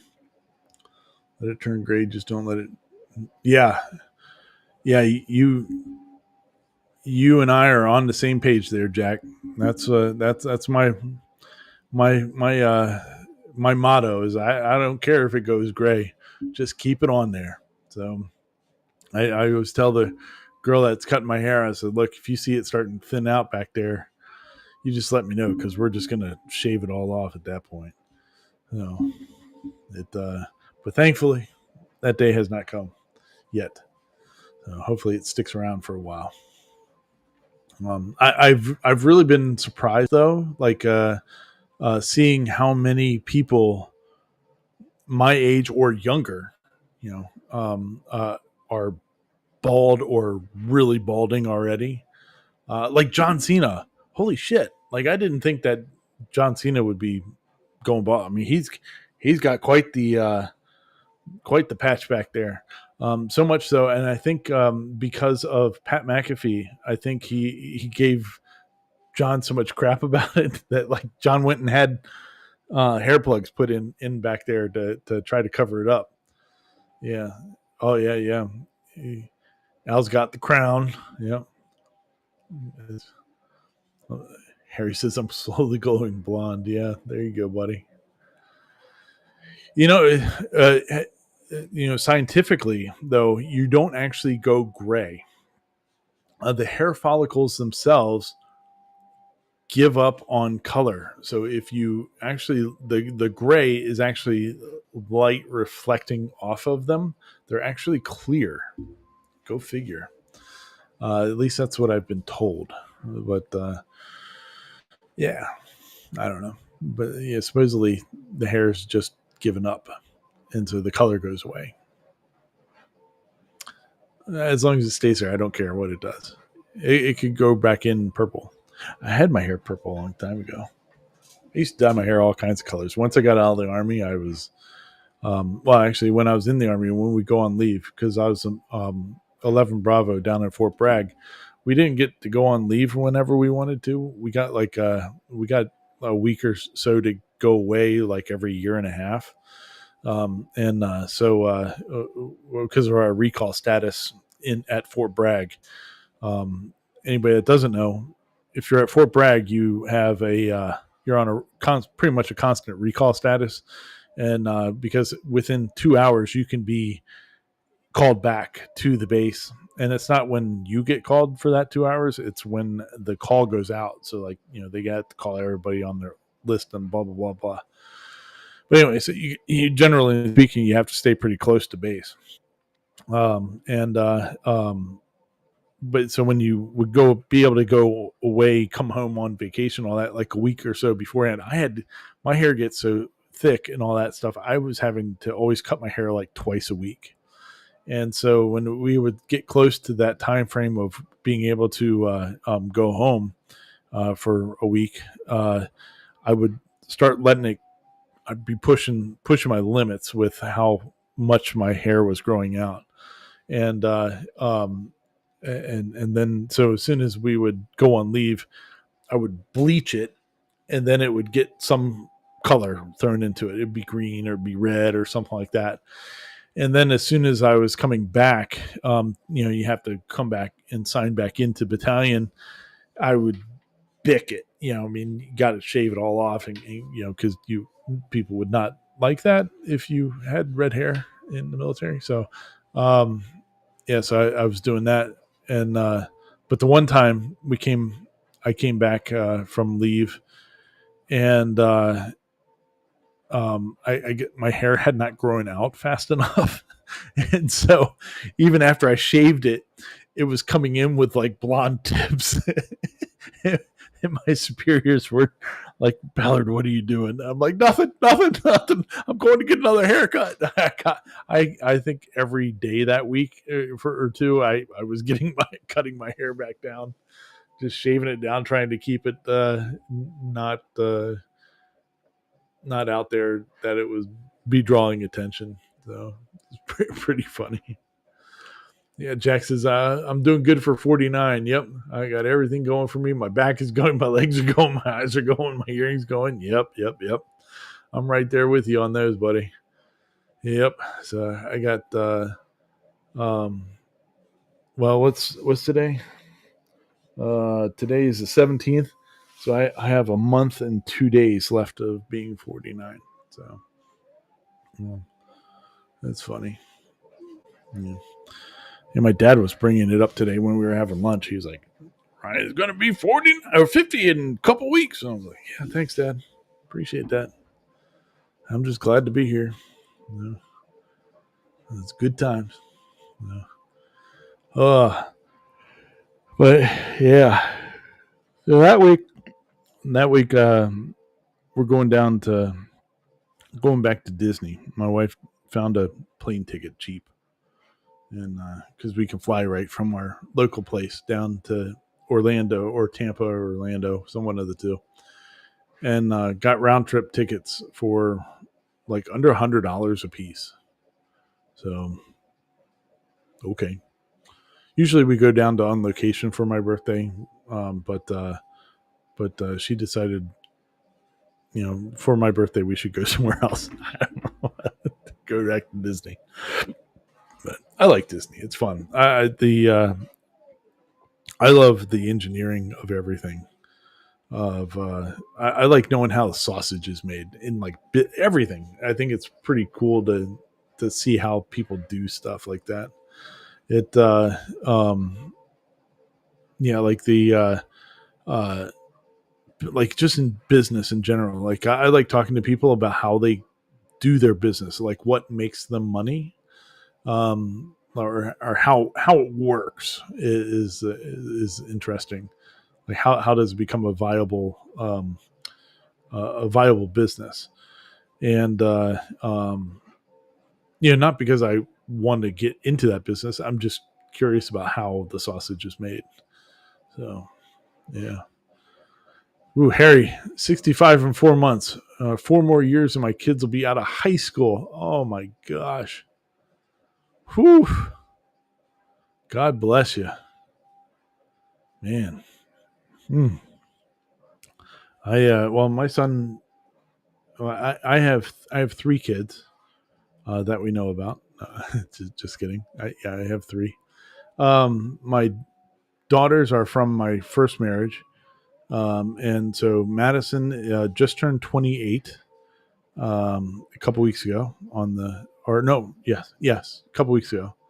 And Emily, she is 24, and she turned 24 in April. So RJ, my son, he'll be 13 here next week, and yeah, that's enough for me. I've failed 3 times. I don't need to fail again. So no more kiddos. But whew, I yeah. Well, yeah. Harry says, "Young wife." Yes, a second wife will also do that to you. That's what got me. I thought I was good with the two. I'm glad to have my son though. He's a pain in the ass, but man, he's going to grow up to be hopefully a good kid. So um, I don't know, whatever. It's all good. Parenting's hard, man. Parenting is tough, especially these days, man. It's trying to understand how, I think if you look back in history, like or you look back in history, if you go forward, say 1,000 years, 500 years, whatever, go forward a bit, and look back at this past 100 years, it's going to be an insane time frame like that we're currently living in. You're going to see just such a crazy blip of technology and everything where it I don't know. I mean, the Pandora's box been opened, basically, I guess is kind of the thought process on that. I don't know, whatever. But anyway, it'll be interesting. It would be interesting to be able to look back on this time frame, uh, in an extended time frame from now, just to see what is because you go back 100 years from right now. It's a whole different life. It's a whole different lifestyle. Uh, the technology is. We're just starting to get a car at this point. 100 years ago. When was the plane? The plane was plane. When was the Wright brothers? I forget when the Wright brothers was. But I don't think the Wright brothers had flown 100 years ago. It's pretty close, I think, but I don't think it's. I don't think that we've even had planes 100 years. And look what you can do with an airplane. It's wild. You can get it. You can sit on a seat 30,000 feet up in the air doing. Yeah. Oh, okay. Harry says 1904. All right. So we've had airplanes for 120 years. But you can sit in a seat 30,000 feet above the ground in a tube and go somewhere that used to take you months to get to in an hour. You know what I mean? Like, it's kind of, technology is wild. Uh, yeah, and look what you can do with yeah, you can land stuff that goes to space and land it and use it again. It's looking back in history at this point is going to be wild. I think. I think if you go back 1,000 years or go forward 1,000 years, and they have time machines, they're going to want to come back to this time period. Like they're not going to go back to the 1600s or the 500s or whatever. They're going to come back to this time frame because this is a wild time frame that stuff is being invented and created and stuff like that. I mean, like, just take this stupid show for instance. I mean, we get people that are watching from Australia live. I mean, it's like, it's stupid. It's just like, it's dumb, the things that we can do. But and whatever happens next, it's going to have to slow down, I would think, at some point. But it's like straight up rocket ship right now. We're Falcon heavy in it, right? So, but I don't know. Getting deep. Oh man, Harry, my dad's 100. Oh wow, I get a lot of back in my day. Yeah, I bet you do. That's awesome. That's awesome that he's around at 100. That's a goal right there, is to be around, be able to see the same date twice, and as 100 years. That's pretty cool. Very cool. Yeah. Wait until quantum computers hit the mainstream. No, Ryan's not going to slow down. Yeah. Yeah. I don't know. It'll be interesting. Oh, look at that. We got Mr. JR out there. How's it going, bud? We're just hanging out, bullshitting, and I'm wearing a Yoda hat sideways on my head. So it's that kind of a Thursday night. But uh man. So anyway, what do we want to get into? We want to chat about anything else in particular? Uh a video I was watching earlier today, and I have not had a chance to actually go back and comment on it because I had it playing while I was driving. Playing, not watching, playing. Uh, and It was Macy Makes. We talk about her quite often on the Saturday show. Evidently, her little boy broke his femur, so she hadn't put out videos in the last couple of weeks because it sounds like he might have gotten like an infection or something like that, because they were a couple hours away at a hospital for the last couple of weeks with him. So go go watch her latest video and send her a couple of good vibes, because I think you can really tell in the beginning of the video, at least, that she's like affected by all of it. I guess she had just gotten back home the night before, from being at this hospital that's a couple hours away, bringing her son back home. So wear you out. She was supposed to go, like, probably, I think, last weekend. She was supposed to do like a show, like a craft show, and she got home the night before that she was supposed to do it, so she didn't end up doing the craft show thing. But yeah. So, but yeah, go check out her videos and her video, and send her some good vibes, because I think she needs it. So, what's JR saying here? Drove from Mobile, Alabama back to Atlanta today and listened to her video. Sounded rough. Yeah, she did. I mean, she really did. So there's not much more uh, not weak, helpless, that you can feel that when your kid is hurt or something, there's nothing you can do about it. Yeah, I can imagine that staying in the hospital for a couple weeks while with your kid in there is not a fun thing to be. So, man, what were you doing out in Mobile, Alabama, Mr. Jr.? Were you just enjoying retirement life? It yeah, hurt little ones is crummy. That is for sure. But it sounds like I guess everything is getting on the mend at least. So yeah, um, yeah. Anyway, trying to think of what else we got going on around here. Um, Forklift still broken. Haven't had a chance to. I need to order a charger. I did buy a 24-volt battery for it, a lithium ion battery, 100 amp hour.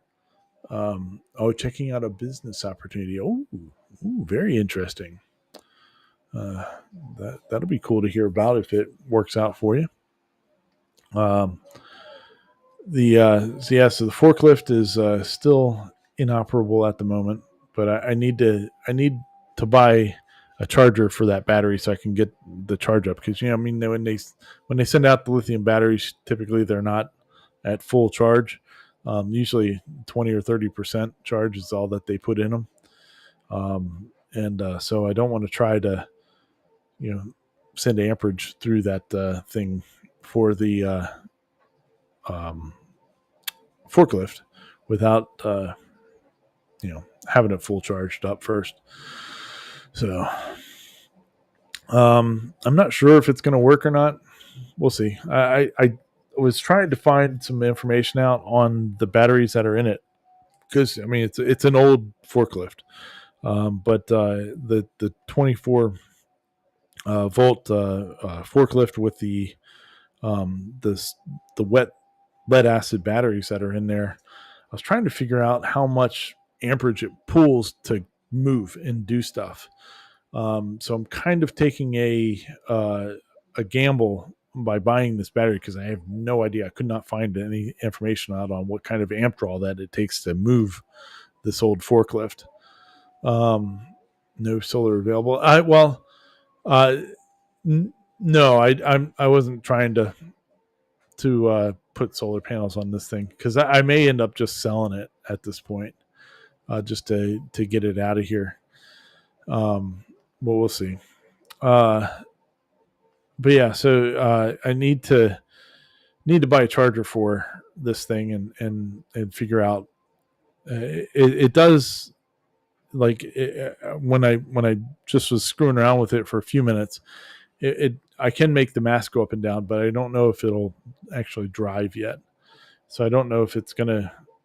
Well, if it's too much amperage for it to do the wheels, it'll trip the BMS in the battery. So it'll be interesting to see if it does or not. I don't think it will. I mean, the battery I got for it has I forget what the specs on it were, but it can pull a pretty decent, a couple hundred amps, like 300 amps for like a minute or something like that. And really, it shouldn't. A typical golf cart can pull like 150 amps for a few seconds when it's accelerating. So I was kind of going off of that type of information, because it's a pretty similar size motors in this thing. The problem is that there is two of them and not one, like there is in a golf cart. So I don't know. It might trip the BMS in the battery. It might not. We'll find out when I get out there to screw around with it. But I need to get it charged up first and go from there. And if that works, then I got to make a ledge or bracket or something to hang this battery off of the back of the forklift to run it, which also means getting an Anderson connector for it, so I can plug it into the electronics and all that crap. But we'll see how that goes.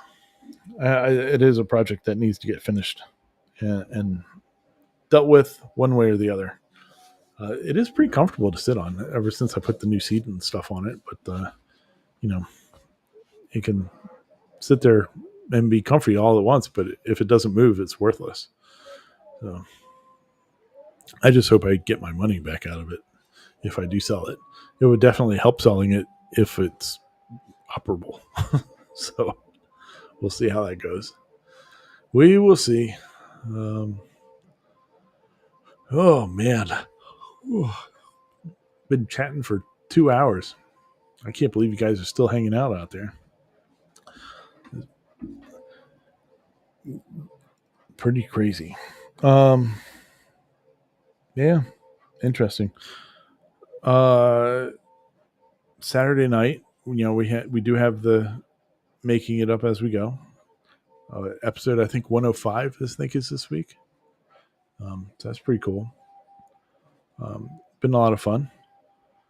Hope that continues. We need to grow it a little bit more. So hopefully we can get that done. But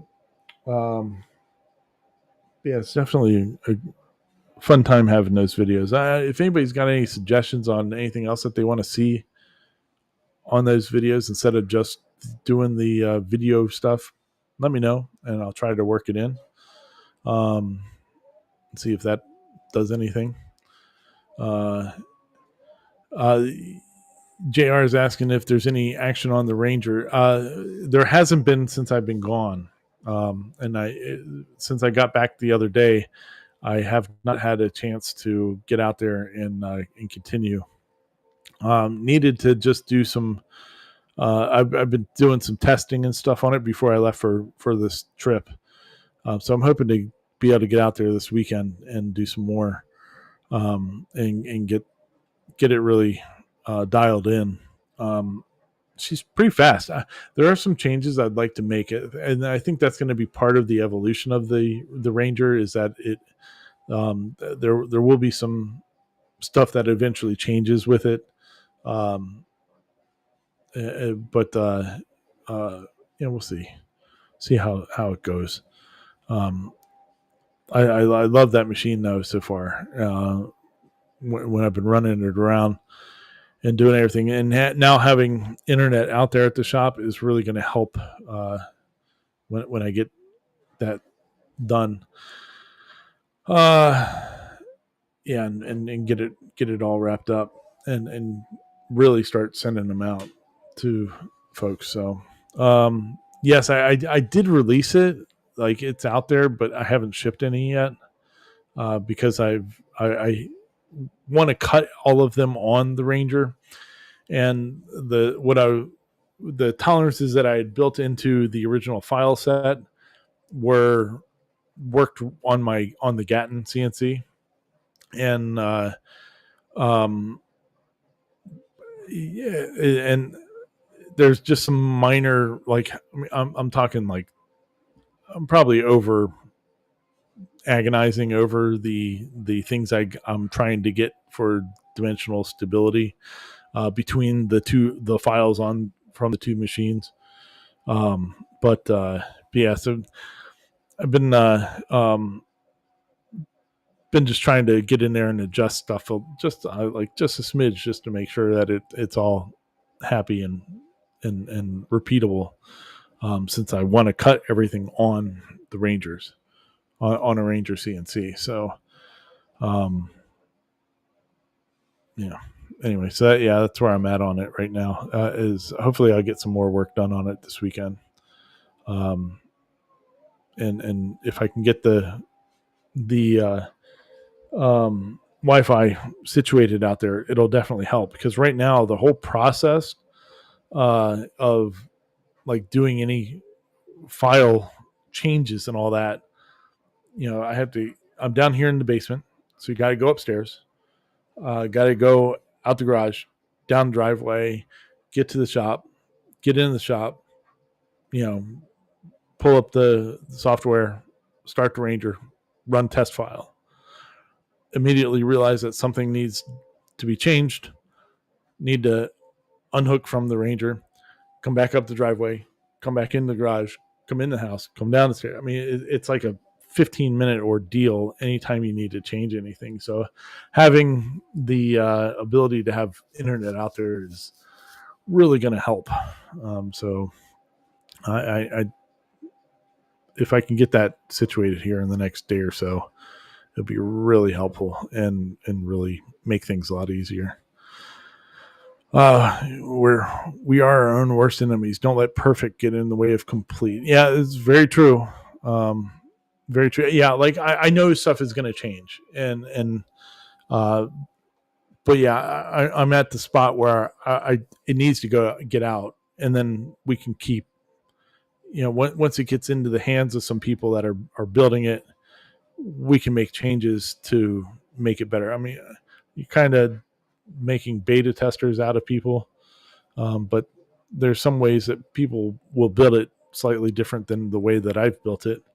And if their way is better because they weren't trying to film the process of building it at the same time, I can make those changes, or we can change parts of the design. Like even talking to Bob Wood of Bob CNC,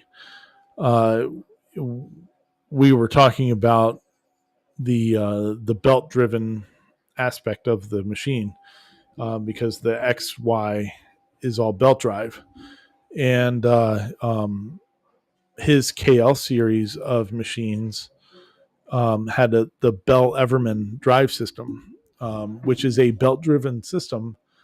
However, it really prevents backlash because of the way that it functions. It has two pieces of belt that lock into each other, so it really locks it all down. So I'm already thinking I want to incorporate that into the design of the Ranger, but I want to be able to do it so that the people that have the current format of the Ranger can also upgrade it to that new drive system when they do it.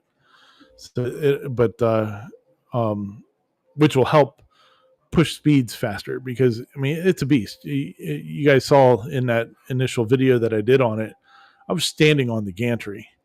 I mean, I'm a 340 pound man at that time, not 340 pounds now.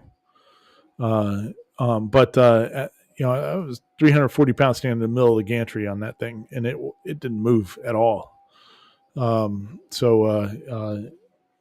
She's strong, and the weakest point right now then is going to be the belt driven aspect of it.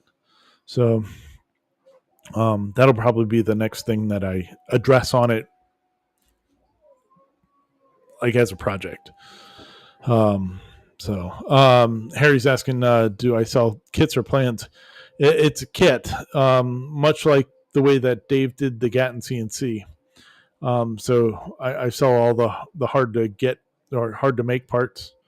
There's 22 parts, I think it was, for the machine itself, and there's 22 parts in the controller box, and all that. So all together, it's like 40 something parts that are sent out as part of the kit, and then people buy the components to do it. So realistically, you can build a 4x4 machine for about $1,500, including the computer. So I mean, it's a nice savings. I mean, I love the alt. I would love to have an alt mill, but I love the process, the thought of an alt mill or the Onefinity machines. But I don't, like a lot of people, I don't have an extra $5,000 to spend on that machine. But I could justify, $1,500 or $2,000 to maybe not go quite as fast, but to have the machine that would do capable, repeatable stuff. So, yeah, well, hopefully it works out and continues. So, But Tracy picked up a 24-volt forklift charger at a grocery store auction. Oh, that's cool. Very cool. So, very cool. So, yeah, the Rangers coming along. I need to be able to spend some time to do it and get it. I need to tune my kit in a little more to make sure that what I'm cutting is repeatable and that I can tell people how to do it. So I'm a wiring reader. I love the wiring layout of the electronic enclosures that you generally need for something like that. Yeah, that was one thing that I was thinking about too. In talking to Dave and Bob, it's the ring. I've been very fortunate in my quest for a plywood machine kit type thing that to produce because I've got the two people that made plywood kits like that want to help me with any questions and stuff that I have to be successful at it. And the one thing that Dave always says is, and everybody is really intimidated by the wiring aspects of a machine. So that one thing I went through at least 8 iterations of the controller box just to get something that would work and function pretty well and make it easy to wire up. There's actually a few minor issues I'm still dealing with in the controller itself, which is kind of the next thing to address after, because everything works fine, but the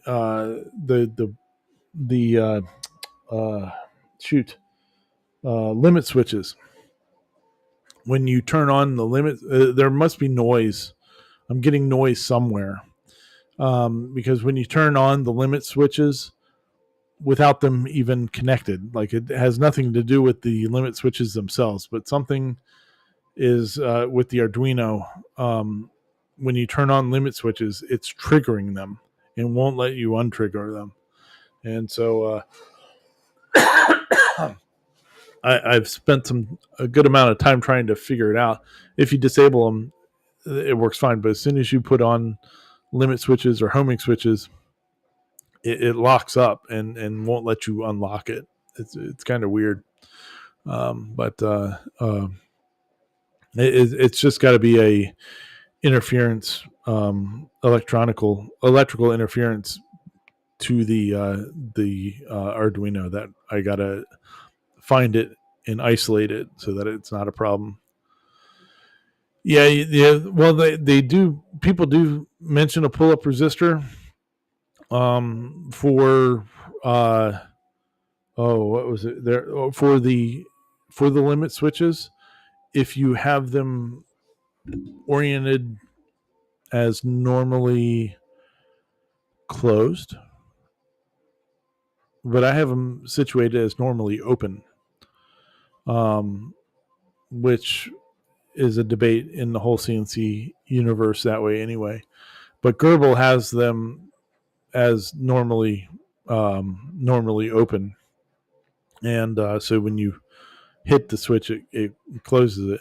The downside to that is if a wire dies, somewhere comes unhooked or whatever, it's not going to recognize that there's a problem.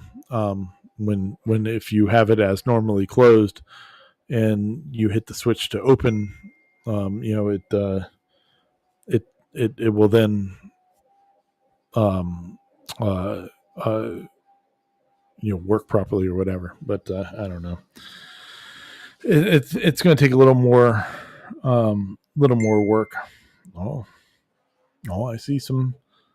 I see your information there, JR. I see you. I'll check that out here. But yeah, so we got some projects to deal with. Definitely some projects around here. The other project got to finish up around here is the little car, the L car, the Zagato Zili. Um, and all that car really needs, well, currently, at this step in the game, it just needs to rear end put together, and I need to go buy a parts washer to do that because I'm using a golf cart rear end that I had widened um, to make to reach the width of the Zeely. And but I need to make sure everything's nice and clean before I put it all back together. So, do you need to go out and purchase a washing system or parts washer so I can dunk the rear end in there and get it all nice and clean and all that good stuff. But then we get to see what other parts I need to fix it.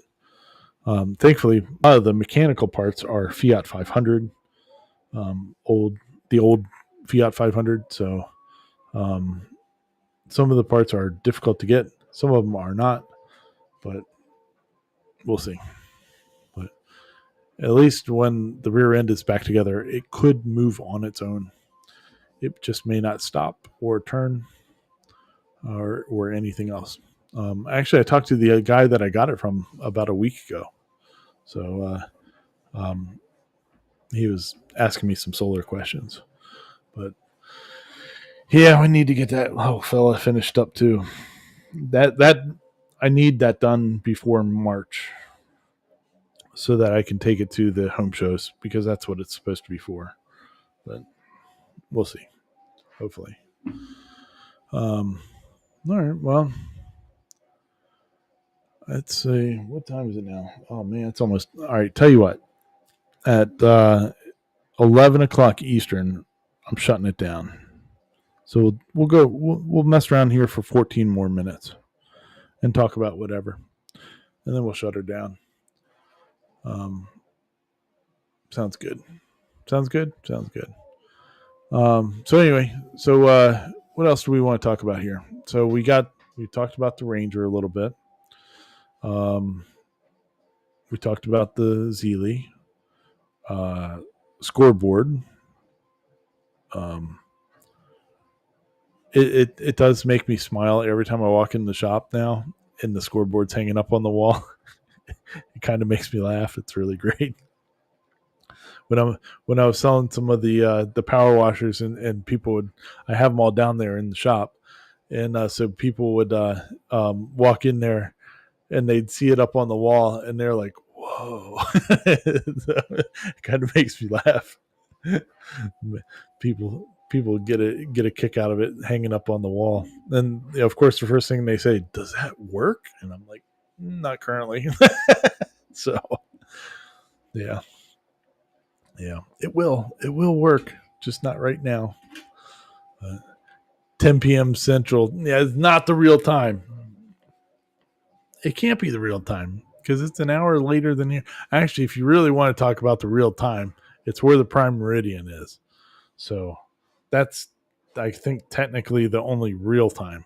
But America time, 11 p.m. So yeah. Did you guys hear? Did you all hear that? The president evidently wants to have a UFC fight on the lawn of the White House. That would be insane, and what a cool place to have a UFC fight, though. I don't know if they're gonna let that thing go, but that would be pretty cool to be able to, if you're a UFC fighter and fighting on the front lawn of the White House, that'd be pretty wild. Because you couldn't have very many people there. It would be. I don't even know how they'd pull that off, but would be interesting if they did. They did a cool fight. What, last year? I think it was that they did it in that dome that's in Las Vegas. The round whatever they call the globe thing. That they did a fight, couple fights in there. That looked pretty awesome. Yeah.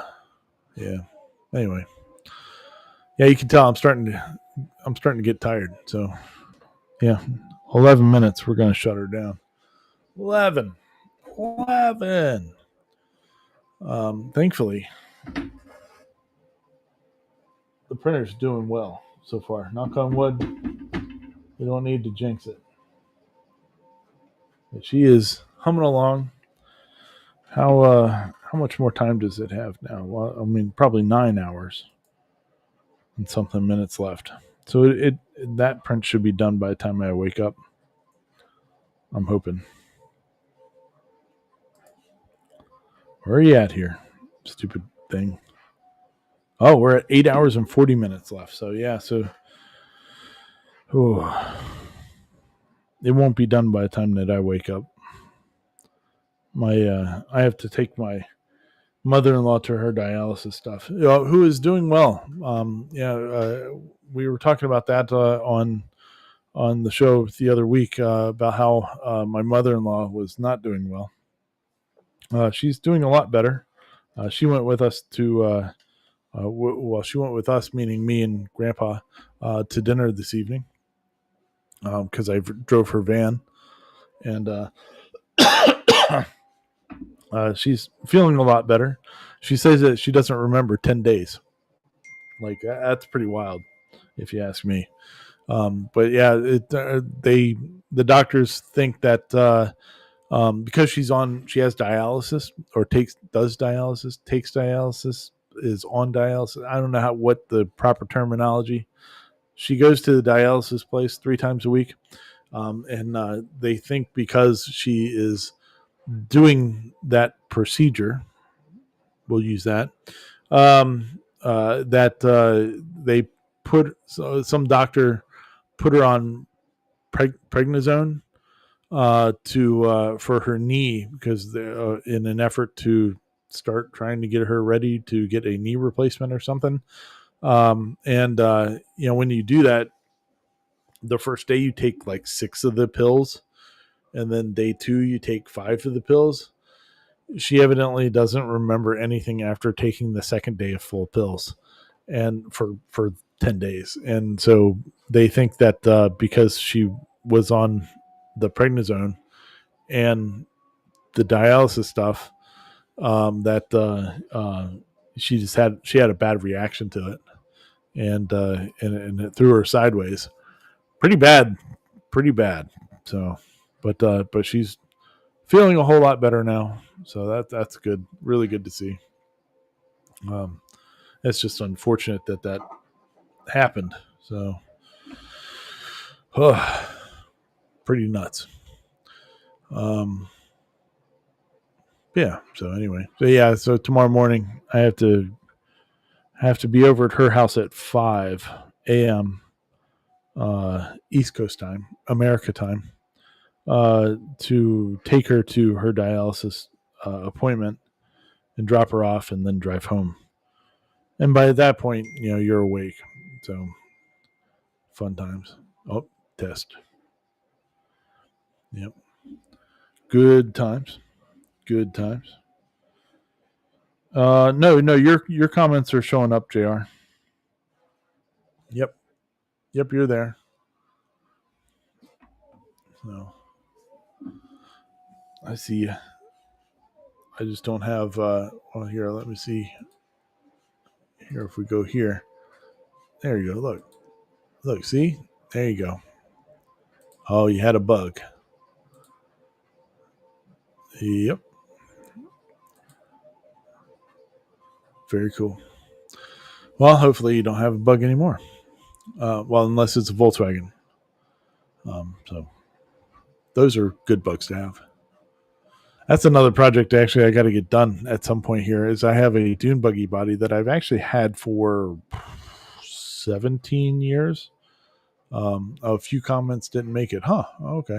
Yeah, the last one that I had from you before that was the wiring weirdo one. So that was the last. That's the last one that showed up in the chat from you, JR. I have a dune buggy body that I've had for probably 17 years. I got it before my wife and I got married. So, and we've been married this year will be 15 years. No, the dune buggy is not how I got my ankle rebuilt. That's a fun story too. But yeah, all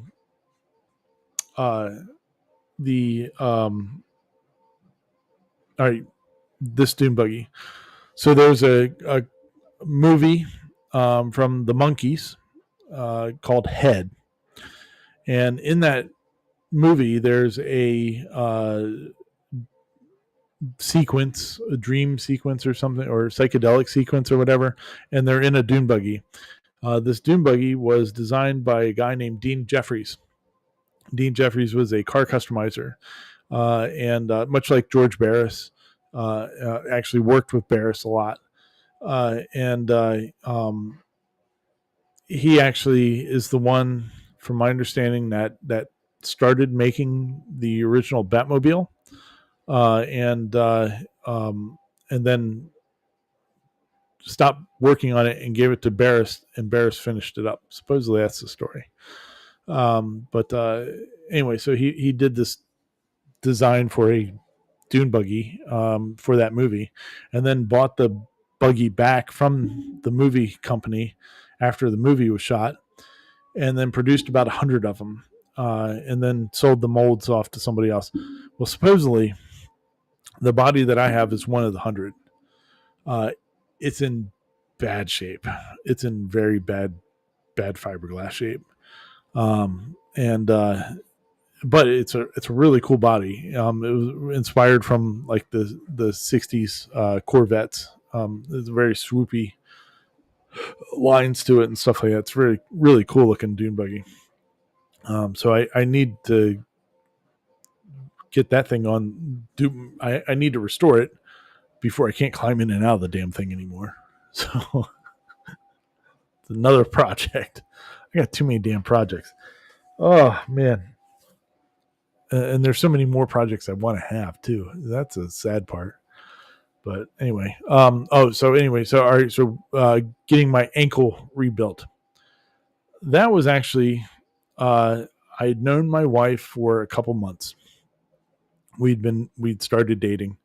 I was working on something that we called the Volk Squad. I was part of a website called Volks Rods, where people would do hot rod VWs, old VWs, and all that good stuff. And so my thought was, I have this crotch rocket motorcycle frame, and I have VW parts. I want to make a VW four wheeler, and so I was I was building it, and Memorial Day weekend, I was going to take it down to a show about an hour or so away from here. Didn't make it down to the show. But anyway, so the next morning I was like, all right, I'm going to drive this thing around the block. So I didn't have a clutch in it yet. So I just threw it in second gear, which, I mean, the thing only weighed like 600 pounds or so. I mean, it was so light because it wasn't, there was no car, you know, I mean, there's no weight to the thing really at all. And I drove it around the block and got my then girlfriend, now wife, to film it, me driving by on it.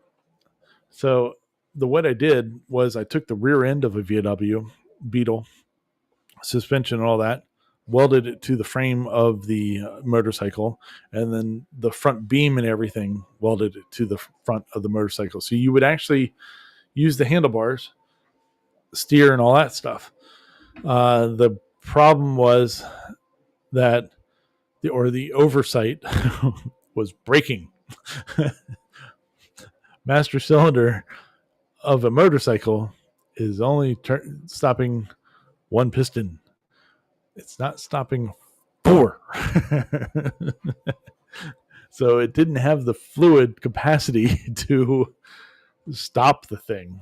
And I wasn't going fast because I had it sitting in second gear. So, I mean, the most I was going to do was like 20, 25 miles an hour anyway. But what happened was, as I passed my house, and I let off the gas because I was going to let it just stall out, and then turn around and just drift back down the hill a little bit back to my house, and push it back up in the yard. Yeah, what's it with me and brakes? Yeah, we've all got our problems evidently. So the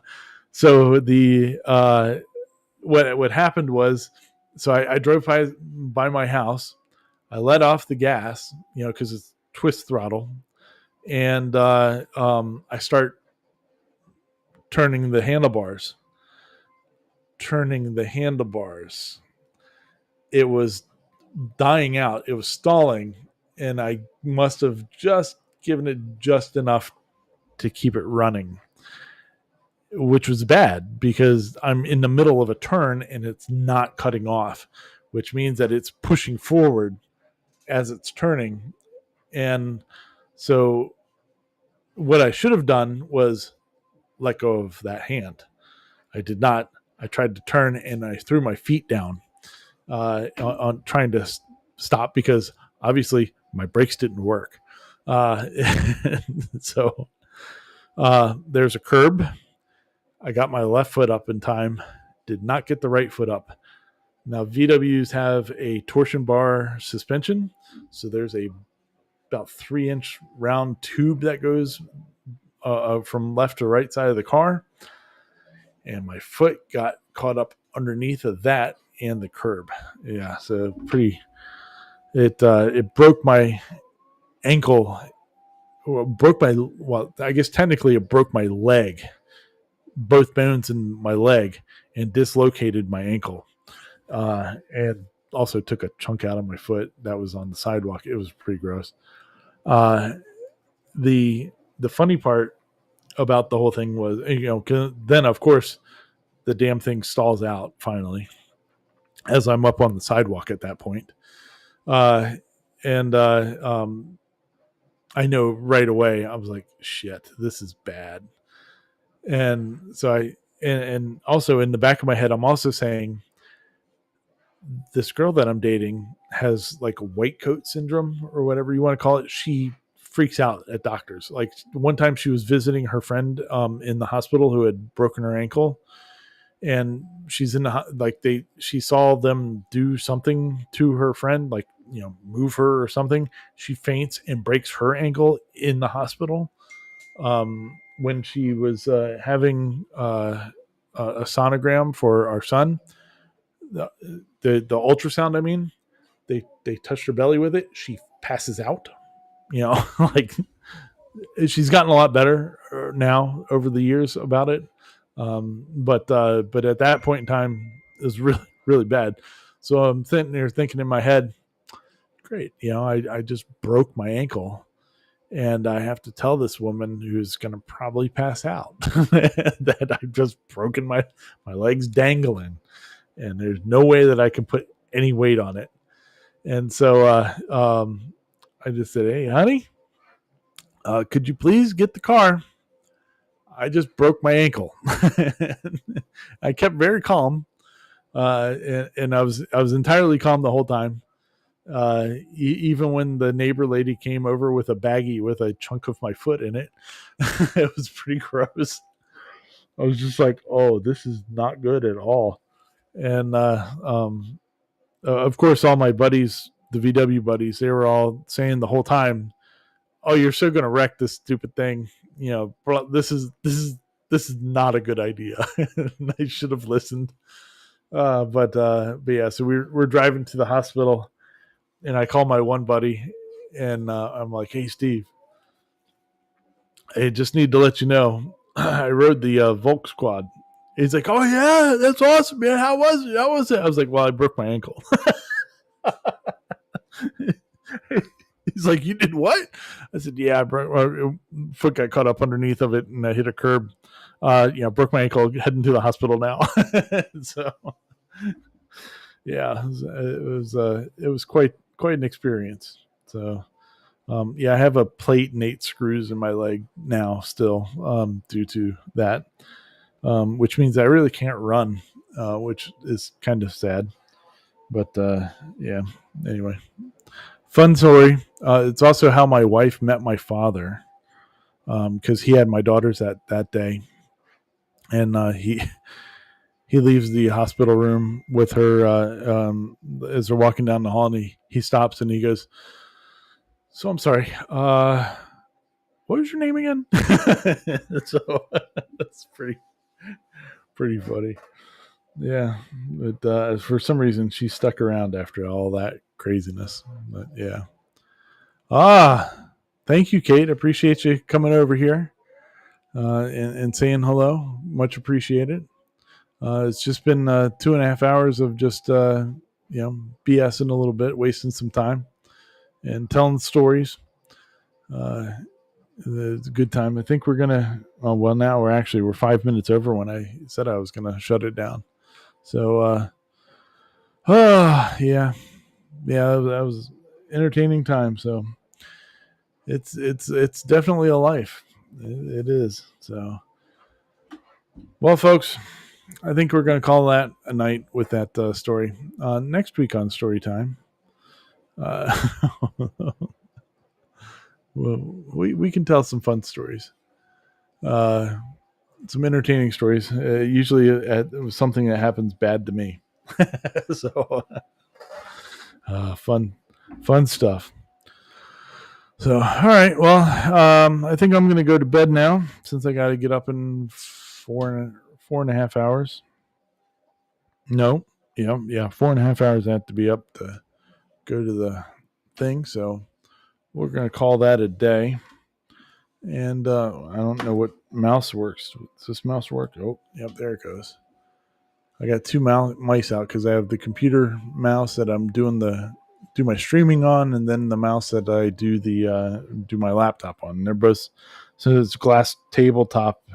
I have them sitting on a HueForge print. HueForge print of Dana White, or not Dana White. What's her face? Vanna White. So I use the backside as a mouse pad. Good times. All right. Well, everybody, thanks for hanging out for a couple hours. Appreciate it. Thanks for wasting some time with me, and hope you got some entertainment out of it. And see you Saturday night. We're going to go through some fun stuff and good videos and all that. So we'll just say peace out, sauerkraut. Till next time.